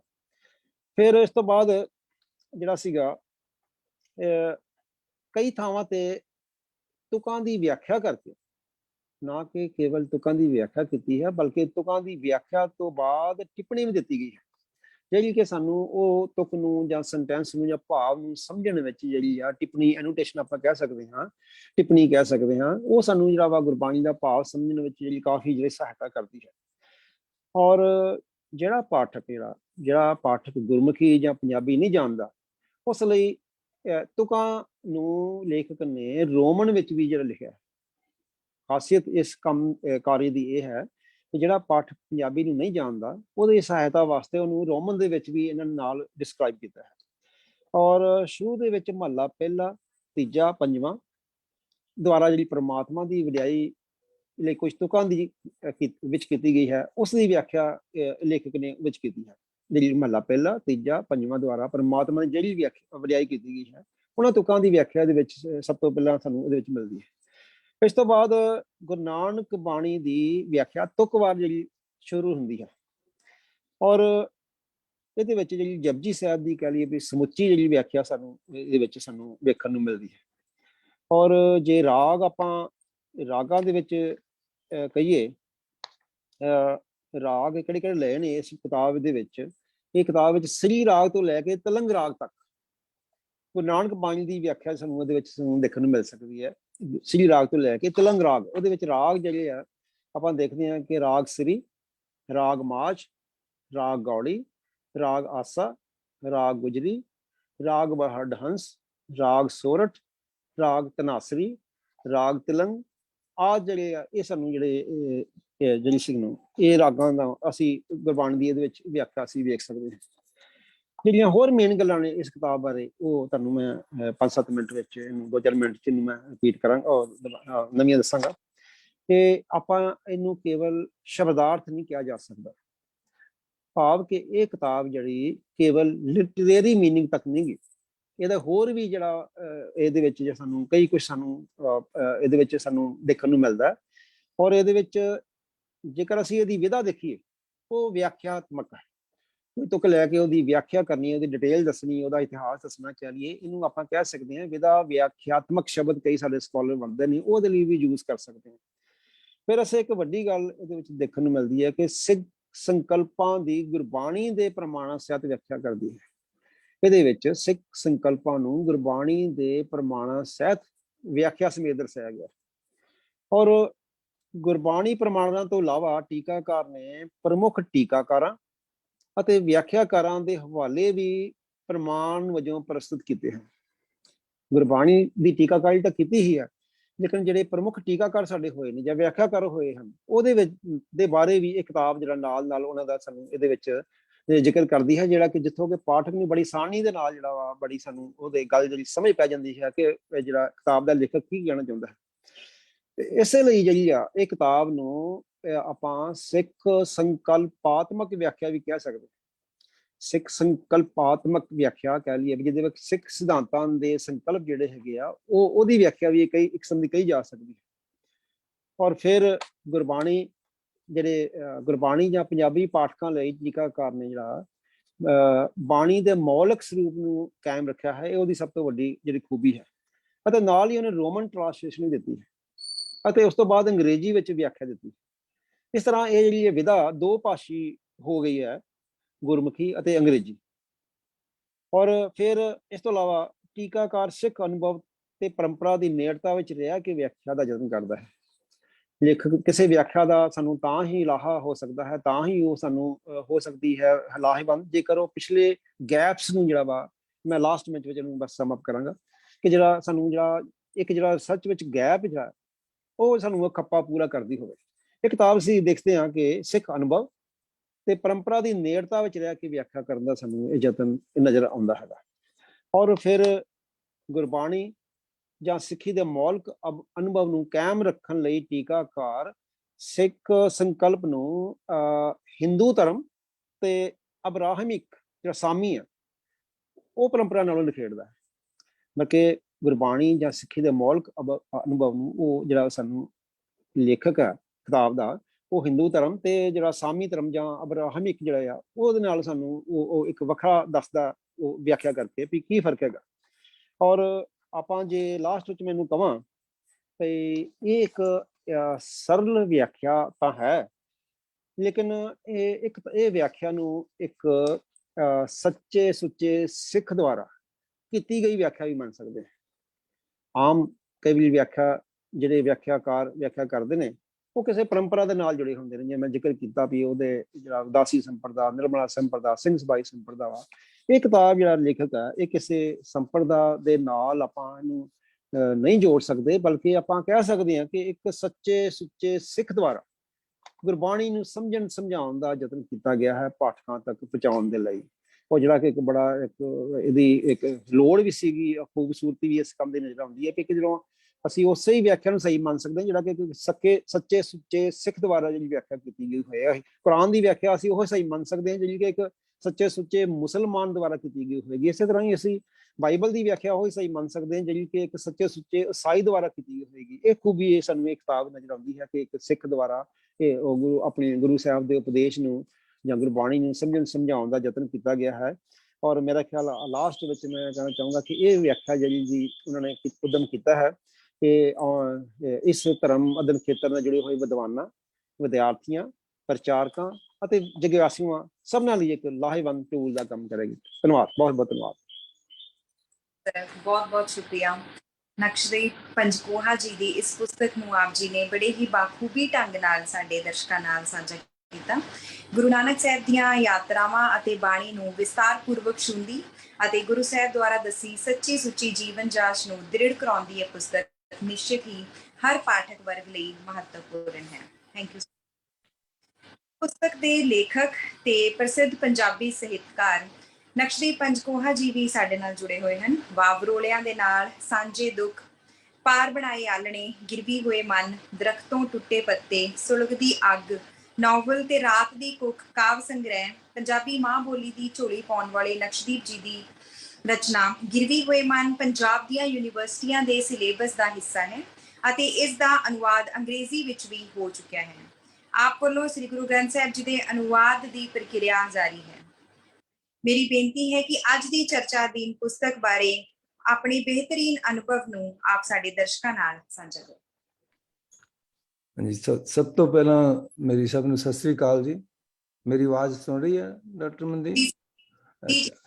ਅੱਛਾ, ਸਭ ਤੋਂ ਪਹਿਲਾਂ ਮੈਂ ਡਾਕਟਰ SP ਸਿੰਘ ਹੋਰਾਂ ਦਾ ਬੜਾ ਧੰਨਵਾਦੀ ਹਾਂ, ਜਿਨ੍ਹਾਂ ਦੇ ਰਾਹੀਂ ਸਾਡਾ ਪਰਿਚਾ ਕਰਾਇਆ ਜਾਂਦਾ ਹੈ ਆਪਣੇ ਜੋ ਲੇਖਕ ਨੇ ਬਾਹਰਲੇ ਹੈਗੇ, ਅਤੇ ਉਹਨਾਂ ਨੇ ਟੀਮ ਸੈਟਅਪ ਕੀਤੀ ਹੈ। ਜਿਵੇਂ ਪੰਜਾਬੀ ਡਿਪਾਰਟਮੈਂਟ ਦੇ ਵਿੱਚ ਡਾਕਟਰ ਤੇਜਿੰਦਰ ਅਤੇ ਡਾਕਟਰ ਸ਼ਰਨਜੀਤ ਕੌਰ ਹੈਗੇ, ਅਤੇ ਆਪਣੇ ਇੰਗਲਿਸ਼ ਡਿਪਾਰਟਮੈਂਟ 'ਚ ਡਾਕਟਰ ਸੁਸ਼ਮਿੰਦਰਜੀਤ ਕੌਰ ਅਤੇ ਡਾਕਟਰ ਮਨਦੀਪ ਕੌਰ ਰੰਧਾਵਾ।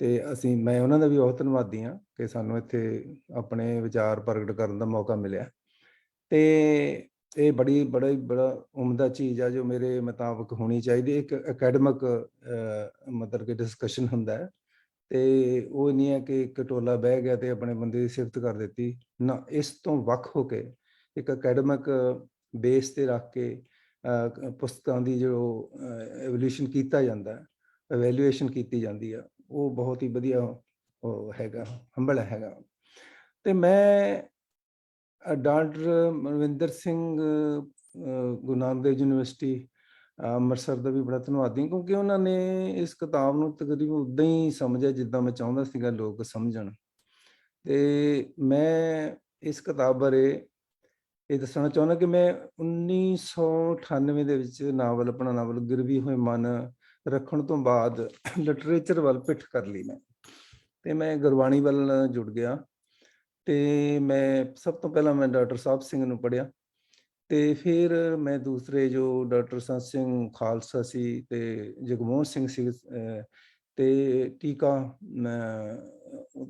ਉਹਨੂੰ ਕੀ ਕਹਿੰਦੇ, ਉਹਦਾ ਨਾਮ ਹੈ ਮੇਰੇ ਯਾਦ ਨਹੀਂ ਆ ਰਿਹਾ, ਅਤੇ ਉਹ ਫਰੀਦਕੋਟੀ ਟੀਕਾ ਉਹ ਮੈਂ ਪੜ੍ਹਿਆ।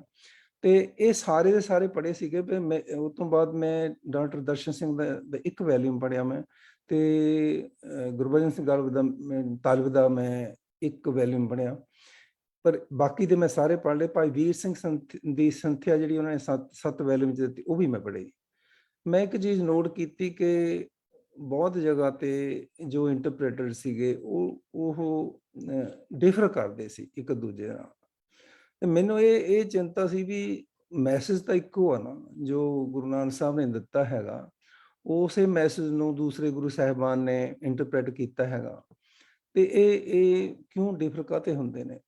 ਤੋ ਇਹਦਾ ਮਤਲਬ ਇਹ ਜਿਹੜਾ ਬਾਹਰਲਾ ਪ੍ਰਭਾਵ ਆ ਸਾਡੇ ਦੇ ਉੱਤੇ ਪਿਆ ਹੋਇਆ ਜਾਂ ਪੈ ਜਾਂਦਾ, ਵਾਤਾਵਰਨ ਪਾਉਂਦਾ, ਬੰਦੇ ਨੂੰ ਚੇਂਜ ਕਰਦਾ ਵਾਤਾਵਰਨ, ਅਤੇ ਉਹ ਪ੍ਰਭਾਵ ਨਹੀਂ ਹੋਣਾ ਚਾਹੀਦਾ ਗੁਰਬਾਣੀ ਦੇ ਵਿੱਚ। ਗੁਰਬਾਣੀ ਨੂੰ ਉਸੇ ਤਰ੍ਹਾਂ ਇੰਟਰਪ੍ਰੇਟ ਕਰਨਾ ਚਾਹੀਦਾ ਜਿੱਦਾਂ ਉਹ ਲਿਖੀ ਗਈ ਹੈ, ਜੋ ਉਹਦਾ ਪਰਪਸ ਹੈਗਾ। ਇਹਦਾ ਸਹਾਰਾ ਮੈਨੂੰ ਗੁਰੂ ਗ੍ਰੰਥ ਸਾਹਿਬ ਵਿੱਚ ਹੀ ਮਿਲਿਆ ਕਿ ਗੁਰੂ ਨਾਨਕ ਸਾਹਿਬ ਨੇ ਆਪ ਵੀ ਆਪਣੀ ਜਿਹੜੇ ਉਹਨਾਂ ਦੇ ਔਖੇ ਸ਼ਬਦ ਨੇ, ਬੜੇ ਕੰਪੈਕਟ ਸ਼ਬਦ ਨੇ, ਉਹਨਾਂ ਨੂੰ ਆਪ ਵੀ ਇੰਟਰਪ੍ਰੇਟ ਕੀਤਾ। ਉਹ ਤੋਂ ਬਾਅਦ ਗੁਰੂ ਅੰਗਦ ਦੇਵ, ਗੁਰੂ ਅਮਰਦਾਸ, ਗੁਰੂ ਰਾਮਦਾਸ ਦੇ 5ਵੇਂ ਪਾਤਸ਼ਾਹ ਤੇ 9ਵੇਂ ਪਾਤਸ਼ਾਹ ਵੀ ਉਹ ਹੀ ਆਈਡੀਆਜ਼ ਨੂੰ ਇੰਟਰਪ੍ਰੇਟ ਕਰਦੇ ਨੇ। ਇੱਥੋਂ ਤੱਕ ਕਿ ਜੇ ਤੁਸੀਂ ਦੇਖੋਗੇ ਕਿ ਇਸ ਕਨਸੈਪਟ ਦੇ ਨਾਲ ਜਿਹੜੇ ਭਗਤ ਸਾਹਿਬਾਨ ਨੇ ਉਹਨਾਂ ਦਾ ਉਹ ਬਿਲਕੁਲ ਅਲਾਈਨ ਕਰਦੇ ਨੇ। ਤੇ ਇਹ ਇੱਕ ਕਨਸੈਪਟ ਆ ਜੋ ਗੁਰਬਾਣੀ ਦੇ ਵਿੱਚ ਦਿੱਤਾ ਗਿਆ, ਉਹ ਹੈ ਕਿ ਇੱਕ ਯੂਨੀਵਰਸਲ ਜੋ ਕ੍ਰੀਏਟਰ ਹੈਗਾ ਤੇ ਉਹਦੇ ਨਾਲ ਜੋ ਮਨੁੱਖ ਹੈ ਉਹਨੂੰ ਜੁੜ ਕੇ ਰਹਿਣਾ ਚਾਹੀਦਾ ਤੇ ਇਸ ਦੁਨੀਆ ਜੋ ਉਹਨੇ ਕ੍ਰੀਏਟ ਕੀ ਇਹਨੂੰ ਛੱਡਣਾ ਨਹੀਂ ਚਾਹੀਦਾ, ਦੇ ਵਿੱਚ ਰਹਿ ਕੇ ਹੀ ਨਿਰਲੇਪ ਹੋ ਕੇ ਹੀ ਆਪਣਾ ਜੀਵਨ ਬਤੀਤ ਕਰਨਾ ਚਾਹੀਦਾ। ਮਕਸਦ ਤਾਂ ਇਹ ਹੋਣਾ ਚਾਹੀਦਾ ਕਿ ਉਹਦੇ ਨਾਲ ਇੱਕ ਹੋਇਆ ਜਾਵੇ, ਮਕਸਦ ਇਹ ਚਾਹੀਦਾ। ਪਰ ਜੇ ਨਾ ਵੀ ਬੰਦਾ ਉਸ ਮੰਜ਼ਿਲ ਤੇ ਪੁੱਜੇ ਤਾਂ ਕੋਸ਼ਿਸ਼ ਤਾਂ ਕਰਦੇ ਰਹਿਣਾ ਚਾਹੀਦਾ। ਤੇ ਇਹ ਚੀਜ਼ਾਂ ਦੇ ਵਾਸਤੇ ਉਹਨਾਂ ਨੇ ਕੁਝ ਸਿਧਾਂਤ ਦਿੱਤੇ ਨੇ ਕਿ ਤੁਸੀਂ ਕਾਮ, ਕ੍ਰੋਧ, ਮੋਹ, ਲੋਭ, ਹੰਕਾਰ ਜਿਹੜਾ ਹੈਗਾ ਇਹਨੂੰ ਕੰਟਰੋਲ ਕਰੋ, ਇਹਨਾਂ ਨੂੰ ਪੰਜਾਂ ਨੂੰ ਇੱਕ ਕਰਕੇ ਉਹਦੇ 'ਚ ਸੁਰਤ ਜੋੜ ਕੇ ਰੱਖੋ। ਬੇਸਿਕਲੀ ਇਹ ਗੁਰਬਾਣੀ ਦੇ ਵਿੱਚ ਵਾਰ-ਵਾਰ ਕਿਹਾ ਗਿਆ। ਦੂਸਰਾ ਜਿਹੜਾ ਹੈਗਾ, ਕਿਉਂਕਿ ਅਸੀਂ ਇਸ ਸਮਾਜ ਵਿੱਚ ਰਹਿੰਦੇ ਜਿੱਥੇ ਜਿਹੜਾ ਜੋ ਸਮਾਜ ਬਿਖਰਿਆ ਪਿਆ ਸੀਗਾ ਗੁਰੂ ਸਾਹਿਬ ਦੇ ਵੇਲੇ, ਤੇ ਉਸ ਸਮਾਜ ਨੂੰ ਇੱਕ ਕਰਨ ਦੇ ਬਾਰੇ ਵੀ ਉਹਨਾਂ ਨੇ ਕਈ ਚੀਜ਼ਾਂ ਇਸ਼ੂ ਲਏ, ਜਿਵੇਂ ਜਾਤ ਪਾਤ ਦਾ ਤੇ ਧਰਮ ਦਾ ਇਸ਼ੂ ਵੀ ਲਿਆ ਕਿ ਜੇ ਤੁਸੀਂ ਜੋ ਵੀ ਹੋ, ਤੁਸੀਂ ਮੁਸਲਮਾਨ ਹੋ, ਤੁਸੀਂ ਹਿੰਦੂ ਹੋ, ਤੁਸੀਂ ਚੰਗੇ ਹਿੰਦੂ ਬਣ ਕੇ ਰਹੋ, ਚੰਗੇ ਮੁਸਲਮਾਨ ਬਣ ਕੇ ਰਹੋ। ਠੀਕ ਹੈ ਨਾ। ਇਹ ਸ਼ਬਦ ਮਿਲਦੇ ਨੇ ਗੁਰੂ ਗ੍ਰੰਥ ਸਾਹਿਬ ਦੇ ਵਿੱਚ ਕਿ ਜੇ ਤੁਸੀਂ ਮੁਸਲਮਾਨ ਚੰਗਾ ਤਾਂ ਵਹੀ ਕਰੇਗਾ, ਤੇ ਹਿੰਦੂ ਚੰਗਾ ਤਾਂ ਵਹੀ ਕਰੇਗਾ। ਲੇਕਿਨ ਜਿਹੜੀ ਹਿਪੋਕ੍ਰੇਸੀ ਆ ਜੋ ਸਾਡੇ ਸਮਾਜ ਦੇ ਵਿੱਚ ਸਾਨੂੰ ਗੰਧਲਾਉਂਦੀ ਹੈ, ਉਹਦੇ ਬਹੁਤ ਵਿਰੋਧ ਵਿੱਚ ਲਿਖਿਆ ਗਿਆ ਕਿ ਜਿਹੜੀ ਹਿਪੋਕ੍ਰੇਸੀ ਆ ਉਹ ਕਿਸੇ 'ਚ ਨਹੀਂ ਹੋਣੀ ਚਾਹੀਦੀ। ਇਹ ਮੇਨ ਕਨਸੈਪਟ ਨੇ। ਜਿਸ ਤਰ੍ਹਾਂ ਆਪਣੇ ਡਾਕਟਰ ਨਰਿੰਦਰ ਸਿੰਘ ਨੇ ਦੱਸਿਆ ਕਿ ਪ੍ਰਣਾਲੀਆਂ ਚੱਲਦੀਆਂ ਸੀਗੀਆਂ, ਜਿਸ ਤਰ੍ਹਾਂ ਆਪਣੇ ਸਹਿਜ ਪ੍ਰਣਾਲੀ, ਮੈਂ ਸਹਿਜ ਪ੍ਰਣਾਲੀ ਦੇ ਨੇੜੇ ਹਾਂ, ਕਿ ਜੋ ਇੰਟਰਪ੍ਰੀਟੇਸ਼ਨ ਜਿਹੜੀ ਮਿਲਦੀ ਆ ਗੁਰੂ ਗ੍ਰੰਥ ਸਾਹਿਬ ਦੇ, ਉਹਨੂੰ ਹੀ ਆਧਾਰ ਮੰਨਿਆ ਜਾਵੇ।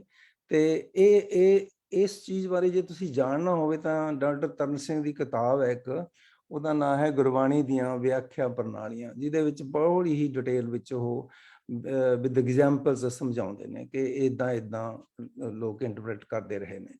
ਤੇ ਮੈਂ ਇੱਕ ਇਹ ਚੀਜ਼ ਨੂੰ ਕਿ ਮੈਂ ਕਿੱਦਾਂ ਸਹਿਜ ਪ੍ਰਣਾਲੀ ਦੇ ਨੇੜੇ ਹਾਂ, ਮੈਂ ਇੱਕ ਐਗਜ਼ਾਮਪਲ ਦਿੰਦਾ ਕਿ ਸਾਡੇ ਇਸ ਕਿਤਾਬ ਦੇ ਵਿੱਚ ਮੈਂ ਐਗਜ਼ਾਮਪਲ ਵੀ ਦਿੱਤੀ ਹੈਗੀ ਕਿ ਜਪਜੀ ਸਾਹਿਬ ਦੀ ਇੱਕ ਪੌੜੀ ਆਉਂਦੀ ਆ, ਉਹਦੇ 'ਚ ਹੈਗਾ, ਇਹ ਆਉਂਦਾ ਕਿ ਸ਼ੁਰੂ ਦੇ ਵਿੱਚ ਇਹ ਆਉਂਦੀ ਹੈ ਇਹ ਕਿ ਸੋਚੇ ਸੋਚ ਨਾ ਹੋਵੇ ਜੇ ਸੋਚੇ ਲੱਖ ਵਾਰ।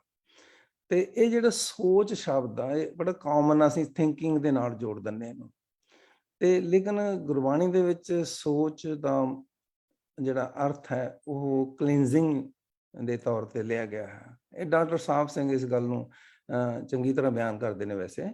ਤੇ ਉਹਦੇ ਬਾਰੇ ਮੈਂ ਤੁਹਾਨੂੰ ਇੱਕ ਐਗਜ਼ਾਮਪਲ ਦੇ ਦਿੰਦਾ ਕਿ ਜਿਸ ਤਰ੍ਹਾਂ ਉਹ ਕਹਿੰਦੇ ਨੇ, ਕਾਇਆ ਸੋਚ ਨਾ ਪਾਈਐ ਬਿਨ ਹਰ ਭਗਤ ਪਿਆਰ। ਜਦੋਂ ਤੱਕ ਪ੍ਰਮਾਤਮਾ ਦੇ ਨਾਲ ਪਿਆਰ ਨਹੀਂ ਨਾ ਪਾਉਂਦਾ ਇਨਸਾਨ, ਉਦੋਂ ਤੱਕ ਜਿਹੜੀ ਕਲੀਨੀ ਹੁੰਦੀ ਹੀ ਨਹੀਂ ਹੈਗੀ। ਠੀਕ ਹੈ। ਸੋ ਸੋਚ ਦਾ ਮਤਲਬ ਦਾ ਇੱਥੇ ਜਿਹੜਾ ਹੈਗਾ ਉਹ ਮੈਂ ਲਿਆ ਹੈ ਕਿ ਉਹ ਮਤਲਬ ਆਪਣੇ ਆਪ ਨੂੰ ਜਿਹੜਾ ਹੈ ਨਾ ਸਾਫ਼ ਕਰਨ ਤੋਂ ਹੈ।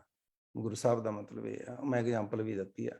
ਤੇ ਇਹ ਅੱਗੇ ਜਿਵੇਂ ਨਹਾਵੋ ਧੋਵੋ ਤਿਲਕ ਚੜਾਵੋ, ਸੱਚ ਵਿਣ ਸੋਚ ਨਾ ਹੋਏ। ਜਦ ਤੱਕ ਤੁਸੀਂ ਸੱਚ ਦੇ ਨੂੰ ਆਧਾਰ ਨਹੀਂ ਮੰਨਦੇ, ਅਕਾਲ ਪੁਰਖ ਦੇ ਉੱਤੇ ਫੋਕਸ ਹੋ ਕੇ ਜੀਵਨ ਨਹੀਂ ਬਤੀਤ ਕਰਦੇ, ਤੁਹਾਡੀ ਅੰਦਰਲੀ ਜੋ ਸਫਾਈ ਹੈ ਜਿਹੜੀ ਤੁਹਾਡੀ ਕਦੇ ਹੋਣੀ ਨਾ। ਸੋ ਸੋਚ ਸ਼ਬਦ ਤੇ ਇੱਕ ਐਗਜ਼ਾਮਪਲ ਹੈ ਤੁਹਾਡੀ। ਦੂਸਰੀ ਗੱਲ ਇਹ ਕਿ ਕਈ ਚੀਜ਼ਾਂ ਜਿਹੜੇ ਸਾਡੇ ਵਿਦਵਾਨ ਹੋਏ ਨੇ, ਉਹਨਾਂ ਨੇ ਕਈ ਚੀਜ਼ਾਂ ਸਾਡੇ ਸਾਹਮਣੇ ਨਹੀਂ ਲਿਆਂਦੀਆਂ।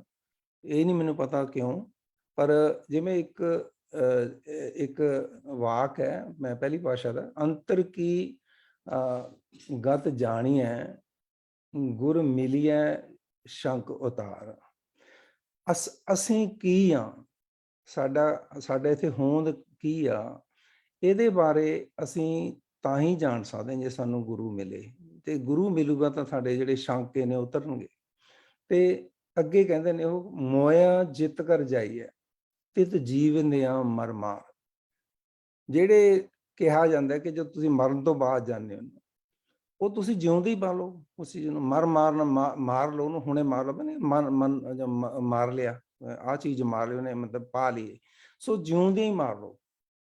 ਸੋ ਉਹ ਇਸ ਤੁਕ ਦੇ ਵਿੱਚ ਪਹਿਲੀ ਭਾਸ਼ਾ ਇਹੀ ਸਾਨੂੰ ਦੱਸਦੇ ਨੇ ਕਿ ਅਸੀਂ ਇਸ ਜੀਵਨ ਵਿੱਚ ਵੀ ਪਰਮਾਤਮਾ ਦੇ ਨਾਲ ਜੁੜ ਸਕਦੇ ਹਾਂ, ਇੱਕ ਹੋ ਸਕਦੇ ਹਾਂ।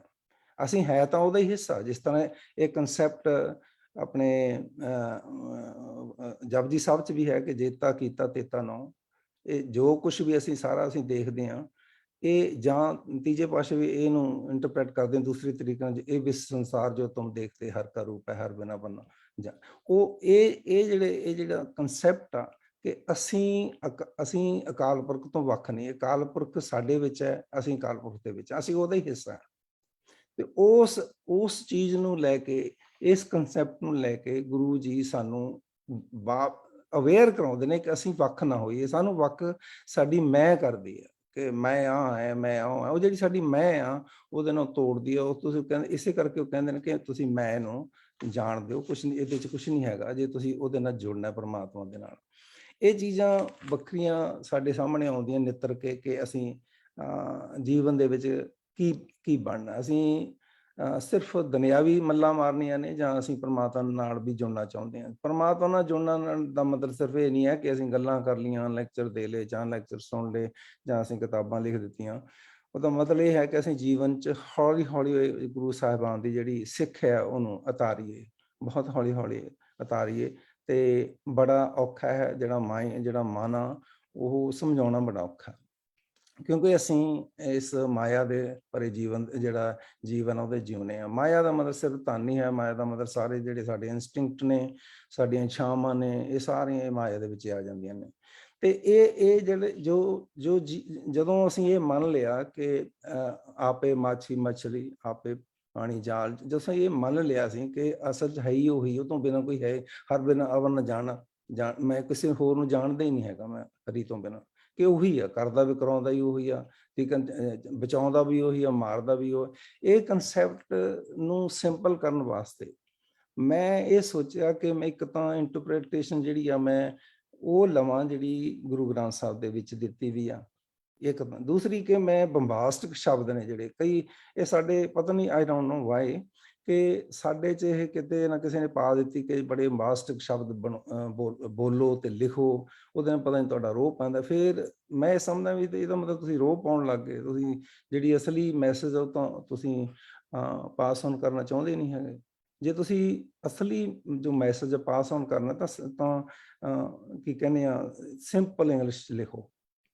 ਤੁਸੀਂ ਗੱਲ ਆਪਣੇ ਤਾਲਿਬ ਸਾਹਿਬ ਨੇ ਉਹਨਾਂ ਦੀ ਪੜ੍ਹੀ ਤੇ ਇੰਨੀ ਬੰਬਾਸਟਿਕ ਲੈਂਗੁਏਜ ਉਹਨਾਂ ਨੇ ਵਰਤੀ ਆ, ਤੇ ਤੁਹਾਨੂੰ ਡਿਕਸ਼ਨਰੀ ਕੋਡ ਰੱਖਣੀ ਪੈਣੀ। ਤੇ ਆਪਣੇ ਇੱਕ ਅਮਰੀਕਨ ਆਪਣਾ ਗ੍ਰਾਮਰੀਅਨ ਗਾਰਨਰ, ਉਹ ਕਹਿੰਦਾ ਵੀ ਤੁਸੀਂ ਕਿਹਦੇ ਲਈ ਲਿਖਦੇ ਹੋ? ਜੇ ਤੁਸੀਂ ਹੋਰਾਂ ਲਈ ਲਿਖਦੇ ਹੋ ਤਾਂ ਇੰਝ ਲਿਖੋ ਕਿ ਹੋਰ ਸਮਝ ਸਕਣ ਤੁਸੀਂ, ਇੰਬਿਗੁਇਟੀ ਨਾ ਤੁਹਾਡੇ ਸੈਂਟੈਂਸਿਸ ਦੇ ਵਿੱਚ ਪਏ। ਤੁਸੀਂ ਸਿੰਟੈਕਸ ਨੂੰ ਦਿਮਾਗ 'ਚ ਰੱਖੋ ਕਿ ਸ਼ਬਦ ਤੁਸੀਂ ਯੂਜ਼ ਕਰ ਰਹੇ ਹੋ ਕਿ ਉਹ ਪ੍ਰੋਪਰ ਯੂਸੇਜ ਉਹਦਾ। ਇਹ ਚੀਜ਼ਾਂ ਮੈਨੂੰ ਬੜੀਆਂ ਪ੍ਰਭਾਵਿਤ ਹੋਈਆਂ ਵੀ ਅਸੀਂ ਜੋ ਵੀ ਚੀਜ਼ਾਂ ਲਿਖਦੇ ਹਾਂ ਉਹ ਪਾਠਕਾਂ ਲਈ ਲਿਖਦੇ ਹਾਂ, ਇਸ ਲਈ ਇਹ ਸਿੰਪਲ ਹੋਣਾ ਚਾਹੀਦਾ। ਇਸੇ ਕਰਕੇ ਮੈਂ ਇਸ ਜਦੋਂ ਇੰਟਰਪ੍ਰੀਟੇਸ਼ਨ ਇਹ ਕੀਤੀ ਆ, ਮੈਂ ਬਹੁਤ ਲੂਸਿਡ ਇੰਗਲਿਸ਼ ਯੂਜ਼ ਕੀਤੀ ਆ। ਮੈਂ always common place words use ਕੀਤੇ ਨੇ ਤਾਂ ਕਿ ਆਮ ਲੋਕ ਇਹਨੂੰ ਸਮਝ ਸਕਣ। ਤੇ ਗੁਰਬਾਣੀ ਦੀ ਇੰਟਰਪ੍ਰੀਟੇਸ਼ਨ ਕਈ ਵਾਰ ਮੈਂ ਦੇਖਿਆ ਕਿ ਗੁਰਬਾਣੀ ਨਾਲੋਂ ਔਖੀ ਕੀਤੀ ਗਈ ਲੱਗਦੀ ਹੈ। ਗੁਰਬਾਣੀ ਤੁਹਾਨੂੰ ਸੌਖੀ ਸਮਝ ਆ ਜਾਏਗੀ, ਲੇਕਿਨ ਇੰਟਰਪ੍ਰੀਟੇਸ਼ਨ ਤੁਹਾਨੂੰ ਕਨਫਿਊਜ਼ ਕਰ ਦਿੰਦੀ ਹੈ। ਤੇ ਇਸ ਕਰਕੇ ਮੈਂ ਇਹ ਚੀਜ਼ਾਂ ਰੱਖੀਆਂ। ਜਿਵੇਂ ਡਾਕਟਰ ਮਨਵਿੰਦਰ ਸਿੰਘ ਨੇ ਇਹ ਗੱਲਾਂ ਦੱਸੀਆਂ ਕਿ ਕਈ ਚੀਜ਼ਾਂ ਉਹਨਾਂ ਨੇ ਪੁਆਇੰਟ ਆਊਟ ਕੀਤੀਆਂ ਕਿ ਮੈਂ ਇਹ ਕੋਸ਼ਿਸ਼ ਕੀਤੀ ਕਿ ਉਹ ਜਿਹੜੇ ਸ਼ਬਦ ਨੇ ਕਾਮਨ ਸ਼ਬਦ ਦੇ ਵਿੱਚ ਆਉਂਦੇ ਨੇ, ਜਿਵੇਂ ਕੰਤ ਤੇ ਧਾਨਾ ਆਉਂਦੇ, ਇਹ ਚੀਜ਼ਾਂ ਤਾਂ ਕਿ ਇਹ ਪਾਠਕ ਸਮਝ ਸਕੇ ਵੀ ਕਿਹਦੇ ਬਾਰੇ ਗੱਲ ਹੋ ਰਹੀ ਹੈ। ਕਿਉਂਕਿ ਇੱਕ ਕੰਸੈਪਟ ਹੈਗਾ, ਬਹੁਤ ਵੱਡਾ ਕੰਸੈਪਟ ਹੈਗਾ, ਉਹ ਹੈਗਾ ਕਿ ਗੁਰੂ ਸਾਹਿਬਾਨ ਨੇ ਆਪਣੇ ਆਪ ਨੂੰ ਇਸਤਰੀ ਤੇ ਪਰਮਾਤਮਾ ਨੂੰ ਆਪਣਾ ਹਸਬੈਂਡ ਦੇ ਤੌਰ ਤੇ ਪੇਸ਼ ਕੀਤਾ। ਇਹ ਵੈਸੇ ਵੀ ਆਉਂਦੀ ਹੈ, ਆਪਣਾ ਵਰਸ ਵੀ ਆਉਂਦੀ ਜਿਹਦੇ ਕਿ ਸਬਾਈ ਨਾਰ, ਬਾਕੀ ਸਭ ਨਾਲ ਇੱਕੋ ਕੰਤ ਇੱਕੋ ਆ ਤੇ ਬਾਕੀ ਸਭ ਨਾਲ। ਇਹਦਾ ਕੰਸੈਪਟ ਉਹਨਾਂ ਨੇ ਤਾਂ ਤਦ ਲਿਆ ਕਿਉਂਕਿ ਇਸਤਰੀ ਜਿਹੜੀ ਆ ਪਤੀ ਤੇ ਪਤਨੀ ਦਾ ਜਿਹੜਾ ਕੰਸੈਪਟ ਆ ਉਹ ਇੱਕ ਹੈ, ਦੋਨੋਂ ਇੱਕ ਹੋ ਜਾਂਦੇ ਨੇ, ਦੋ ਜਗ੍ਹਾ ਤੇ ਆਉਂਦੇ ਨੇ, ਇੱਕ ਹੋ ਕੇ ਜਿਉਂਦੇ ਨੇ। ਉਹ ਜਿਹੜੇ ਇੱਕ ਹੋ ਕੇ ਜਿਉਂਦੇ ਨੇ, ਹਾਰਮਨੀ ਉਹਨਾਂ ਦੇ ਕੋਲ ਰਹਿੰਦੀ ਹੈ ਤੇ ਉਹ ਹਾਰਮਨੀ ਕ੍ਰੀਏਟ ਕਰਕੇ ਅਸੀਂ ਪਰਮਾਤਮਾ ਨਾਲ ਜੁੜਨਾ ਹੈਗਾ। ਤੇ ਇਹ ਚੀਜ਼ ਨੂੰ ਮੈਂ ਮੁੱਖ ਰੱਖ ਕੇ ਹੀ ਇੰਟਰਪ੍ਰੀਟੇਸ਼ਨ ਕਰਨ ਦੀ ਕੋਸ਼ਿਸ਼ ਕੀਤੀ। ਇਹ ਪਹਿਲਾ ਵੈਲਿਊਮ ਹੈਗਾ, ਦੂਸਰਾ ਵੈਲਿਊਮ ਵੀ ਤਿਆਰ ਹੋਣੇ ਵਾਲਾ ਹੈਗਾ। ਇਹ ਅਸਲ 'ਚ ਮੈਂ ਧੰਨਵਾਦੀ ਹਾਂ ਡਾਕਟਰ ਆਪਣੇ ਸੁਰਗਵਾਸ ਡਾਕਟਰ ਹਰਚੰਦ ਸਿੰਘ ਬੇਦੀ, ਜਿਨ੍ਹਾਂ ਨੂੰ ਮੈਂ ਇਹਦੇ ਪਹਿਲਾਂ 500 ਜਿਹੜੇ ਪੇਜ ਸੀਗੇ ਮੈਂ ਟ੍ਰਾਂਸਲੇਸ਼ਨ ਕੀਤੀ ਸੀ ਉਹ ਦਿਖਾਈ। ਉਹਨਾਂ ਨੇ ਤਿੰਨ ਕੁ ਮਹੀਨੇ ਬਾਅਦ ਮੈਨੂੰ ਕਿਹਾ, ਸੱਦਿਆ ਤੇ ਕਿਹਾ ਵੀ ਇਸ ਤਰ੍ਹਾਂ ਕਰੋ, ਇਹਨੂੰ ਵੈਲਿਊਮਸ 'ਚ ਪਾਓ। ਮੈਂ ਕਿਹਾ ਵੀ ਨਹੀਂ, ਉਹਦੇ ਤੇ ਪਾ ਦਾਂਗੇ ਕੀ ਕਹਿੰਦੇ ਆਨਲਾਈਨ। ਕਿ ਨਾ, ਤੁਸੀਂ ਇੰਨੀ ਮਿਹਨਤ ਕੀਤੀ, 10-12 ਸਾਲ ਲਾਏ ਨੇ, ਤੁਸੀਂ ਇਹਨੂੰ ਵੈਲਿਊਮ ਛਪਾਓ ਤੇ ਆਪਾਂ ਛਪਾਵਾਂਗੇ ਇਹਨੂੰ। ਤੇ ਖੈਰ ਅਨਫੋਰਚੂਨੇਟਲੀ ਹੀ ਪੈਸਡ ਅਵੇ। ਤੇ ਫਿਰ ਮੈਂ ਉਸ ਇੰਸਪੀਰੇਸ਼ਨ ਦੇ ਨਾਲ ਡਾਕਟਰ SV ਸਿੰਘ ਹੋਰਾਂ ਦੇ ਨਾਲ ਉਹਨਾਂ ਦਾ ਵੀ ਸਹਾਰਾ ਲਿਆ। ਮੈਂ always run up to him. ਤੇ ਅੱਜ ਇਹ ਕਿਤਾਬ ਤੁਹਾਡੇ ਸਾਹਮਣੇ ਹੈ। ਇਹਦੇ ਵਿੱਚ ਮੇਰਾ ਆਪਣਾ ਕੁਛ ਨਹੀਂ ਹੈਗਾ, to be honest with you. ਇਹ ਜੋ ਕੁਛ ਵੀ ਹੈ ਗੁਰੂ ਸਾਹਿਬ ਦਾ, ਜੋ ਉਹਨਾਂ ਨੇ ਸਾਨੂੰ ਦੱਸਣ ਦੀ ਕੋਸ਼ਿਸ਼ ਕੀਤੀ ਆ, ਜਾਂ ਜੋ ਗੁਰੂ ਗ੍ਰੰਥ ਸਾਹਿਬ ਦੇ ਵਿੱਚ ਇੰਟਰਪ੍ਰੀਟੇਸ਼ਨ ਦੇ ਆਧਾਰ ਤੇ ਮੈਂ ਸਮਝਿਆ, ਉਹਦੇ ਨਾਲ ਮੈਂ ਕੁਛ ਫੁੱਟਨੋਟ ਵੀ ਦਿੱਤੇ ਨੇ ਤਾਂ ਕਿ ਉਹਨਾਂ ਨੂੰ ਸਮਝਾਇਆ ਜਾ ਸਕੇ। ਜਾਂ ਇਹ ਵੀ ਮੈਂ ਕੋਸ਼ਿਸ਼ ਕੀਤੀ ਹੈ ਕਿ ਜਿਸ ਤਰ੍ਹਾਂ ਕਿ ਕੁਝ ਜਿਹੜੇ ਇੰਟਰਪ੍ਰੀਟਰ ਸੀਗੇ, ਉਹਨਾਂ ਨੇ ਉਹਦੇ ਅਰਥ ਜਿਹੜੇ ਨੇ ਉਹ ਕੱਢਣੇ ਜਿਹੜੇ ਹੈ ਨੇ। ਜਿਵੇਂ ਜੇ ਕਿਤੇ ਗੁਰੂ ਸਾਹਿਬ ਕਿਸੇ ਦੇਵੀ ਜਾਂ ਕਿਸੇ ਦੇਵਤੇ ਦਾ ਜ਼ਿਕਰ ਨਹੀਂ ਕਰਦੇ ਤਾਂ ਤੁਸੀਂ ਉਹ ਦੇਵੀ ਦੇਵਤੇ ਨੂੰ ਤੁਸੀਂ ਲਿਆ ਸਕਦੇ, ਕਿਉਂਕਿ ਉਹਦਾ ਜ਼ਿਕਰ ਹੀ ਨਹੀਂ ਕਰ ਰਹੇ। ਜੇ ਉਹ ਜ਼ਿਕਰ ਨਹੀਂ ਕਰ ਰਹੇ ਤੁਸੀਂ ਕਾਹਤੇ ਲੈ ਕੇ ਆਉਂਦੇ ਹੋ। ਇਹ ਮੇਰਾ ਇਸ ਤਰ੍ਹਾਂ ਦੇ ਮੈਂ ਫੁੱਟਨੋਟ ਦਿੱਤੇ ਨੇ, ਜਾਂ ਫੁੱਟਨੋਟ ਦਿੱਤੇ ਨੇ ਕਿ ਇਹ ਇਸ ਤਰ੍ਹਾਂ ਦਾ ਜਿਹੜਾ ਹੈਗਾ ਐਕਸਕਿਊਜ਼ ਮੀ, ਤੇ ਇਹ ਇੱਥੋਂ ਇਹ ਇਸ ਤਰ੍ਹਾਂ ਦਾ ਜੋ ਵੀ ਇੰਟਰਪ੍ਰੀਟੇਸ਼ਨ ਬੰਦਾ ਕਰਦਾ, ਕੋਈ ਵੀ ਕਰਦਾ, ਉਹ ਬਾਹਰਲੇ ਪ੍ਰਭਾਵ ਨੂੰ ਬਾਹਰ ਰੱਖੇ। ਹੁਣ ਜਿਹੜੀ ਮੇਰੀ ਐਜੂਕੇਸ਼ਨ ਆ, ਮਾਡਰਨ ਐਜੂਕੇਸ਼ਨ ਤੁਸੀਂ ਆਖ ਲਓ, ਤੇ ਇਹਨੂੰ ਮੈਂ ਵਿੱਚ ਨਹੀਂ ਆਉਣ ਦਿੱਤਾ ਆਪਣੀ ਇੰਟਰਪ੍ਰੀਟੇਸ਼ਨ ਦੇ, ਕਿਉਂਕਿ ਮੇਰੀ ਸੋਚ ਆ, ਇਹਦਾ ਕੋਈ ਮਤਲਬ ਨਹੀਂ ਹੈ ਗੁਰਬਾਣੀ ਦੇ ਨਾਲ। ਗੁਰਬਾਣੀ ਦੀ ਇੱਕ ਸਿਧਾਂਤ ਨੇ, ਗੁਰਬਾਣੀ ਦੇ ਉਹਨਾਂ ਦੇ ਕਨਸੈਪਟ ਨੇ, ਤੇ ਉਹ ਹੀ ਕਨਸੈਪਟ ਉੱਦਾਂ ਹੀ ਮਤਲਬ ਪੇਸ਼ ਹੋਣੇ ਚਾਹੀਦੇ ਨੇ। ਅੱਜ ਕੱਲ੍ਹ ਇੱਕ ਨਵੀਂ ਸਿੱਖਾਂ ਦੇ ਵਿੱਚ ਚੱਲੀ ਆ ਕਿ ਉਹ ਕੀ ਕਹਿੰਦੇ ਆ, ਉਹ ਨਹੀਂ ਮੰਨਦੇ ਉਹਨੂੰ, ਕੀ ਕਹਿੰਦੇ ਆ, ਜਨਮ ਮਰਨ ਨੂੰ ਨਹੀਂ ਮੰਨਦੇ ਹੈਗੇ। ਉਹ ਕਹਿੰਦੇ ਨਹੀਂ, ਇਹ ਤਾਂ ਜੋ ਅਸੀਂ ਇੱਕ ਆਦਮੀ ਜੋ ਜਿਉਂਦਾ ਹੈਗਾ, ਕਦੇ ਉਹ ਕੁੱਤਾ ਬਣਦਾ, ਕਦੇ ਸੂਰ ਬਣਦਾ, ਉਹਦੀਆਂ ਗੱਲਾਂ ਨੇ ਜਿਹੜੀਆਂ। ਪਰ ਮੈਂ ਇਹ ਮੇਰਾ ਉਹਨਾਂ ਨੇ ਹਮੇਸ਼ਾ ਸਵਾਲ ਰਿਹਾ ਹੈ ਕਿ ਗਰਭ ਜੋ ਸ਼ਬਦ ਵਰਤਿਆ ਗਿਆ, ਉਹ ਸਾਫ਼ ਤੌਰ ਤੇ ਦੱਸਦਾ ਕਿ ਗੁਰੂ ਸਾਹਿਬ ਇਸ ਗੱਲ 'ਚ ਵਿਸ਼ਵਾਸ ਕਰਦੇ ਸੀ ਕਿ ਸਾਡਾ ਜਨਮ ਮਨ ਜਿਹੜਾ ਇਹ ਤਦੇ ਮੁੱਕਣਾ ਜੇ ਅਸੀਂ ਉਹਦੇ ਨਾਲ ਇੱਕ ਹੋ ਜਾਈਏ। ਜੇ ਅਸੀਂ ਉਹਦੇ ਨਾਲ ਇੱਕ ਹੋ ਜਾਈਏ ਤੇ ਇਹ ਖਤਮ ਹੋ ਜਾਏਗਾ, ਜੇ ਅਸੀਂ ਨਹੀਂ ਤਾਂ ਇਹ ਆਵਾਗੁਣ ਚੱਲਦਾ ਰਹੇਗਾ। ਇਹ ਕਨਸੈਪਟ ਗੁਰਬਾਣੀ ਦਾ, ਮੈਂ ਮੰਨਾਂ ਨਾ ਮੰਨਾਂ, ਪਰ ਗੁਰਬਾਣੀ ਦਾ ਇਹ ਕਨਸੈਪਟ ਮੈਂ ਇਸ ਕਰਕੇ ਮੈਂ ਆਪਣੇ ਆਪ ਨੂੰ ਪਾਸੇ ਕਰਦਾ, ਤੇ ਮੈਂ ਜੋ ਗੁਰਬਾਣੀ ਕਹਿੰਦੀ ਉਹਨੂੰ ਉਸੇ ਤਰੀਕੇ ਨਾਲ ਇੰਟਰਪ੍ਰੀਟ ਕਰਦਾ ਚਲੇ ਜਾਂਦਾ। ਮੈਂ ਕਹਿੰਦਾ ਇਸੇ ਤਰ੍ਹਾਂ ਉਹ ਹੋਣੀ ਚਾਹੀਦੀ ਹੈ।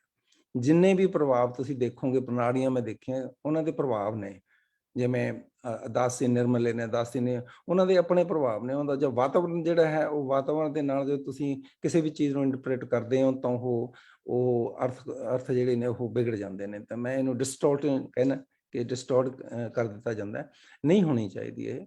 ਤੇ ਮੇਰੀ ਕੋਸ਼ਿਸ਼ ਇਹੀ ਰਹੀ ਹੈ ਕਿ ਜੋ ਇੰਟਰਪ੍ਰੀਟੇਸ਼ਨ ਸਾਨੂੰ, ਜਿਸ ਤਰ੍ਹਾਂ ਮੈਂ ਐਗਜ਼ਾਮਪਲ ਦਿੱਤੀ ਸੋਚ ਵਾਲੀ, ਜੋ ਸਾਨੂੰ ਗੁਰੂ ਗ੍ਰੰਥ ਸਾਹਿਬ 'ਚ ਮਿਲਦੀ ਆ, ਉਸੇ ਨੂੰ ਫੋਲੋ ਕਰਨਾ ਚਾਹੀਦਾ, ਉਸੇ ਨੂੰ ਮੰਨਣਾ ਚਾਹੀਦਾ। ਤੇ ਬਾਕੀ ਜਿਹੜੇ ਜੋ ਸਟੋਰੀਜ਼ ਪਾਈਆਂ ਜਾਂਦੀਆਂ ਨੇ, ਸ਼ਾਇਦ ਉਹ ਇੰਟਰਸਟਿੰਗ ਬਣਾਉਣੇ ਚਾਹੁੰਦੇ ਨੇ ਲੋਕ, ਉਹ ਤਾਂ ਕਿ ਲੋਕ ਸੁਣਨੇ ਵਾਲੇ ਬੈਠੇ ਤੇ ਸੁਣ ਲੈਣ ਉਹ।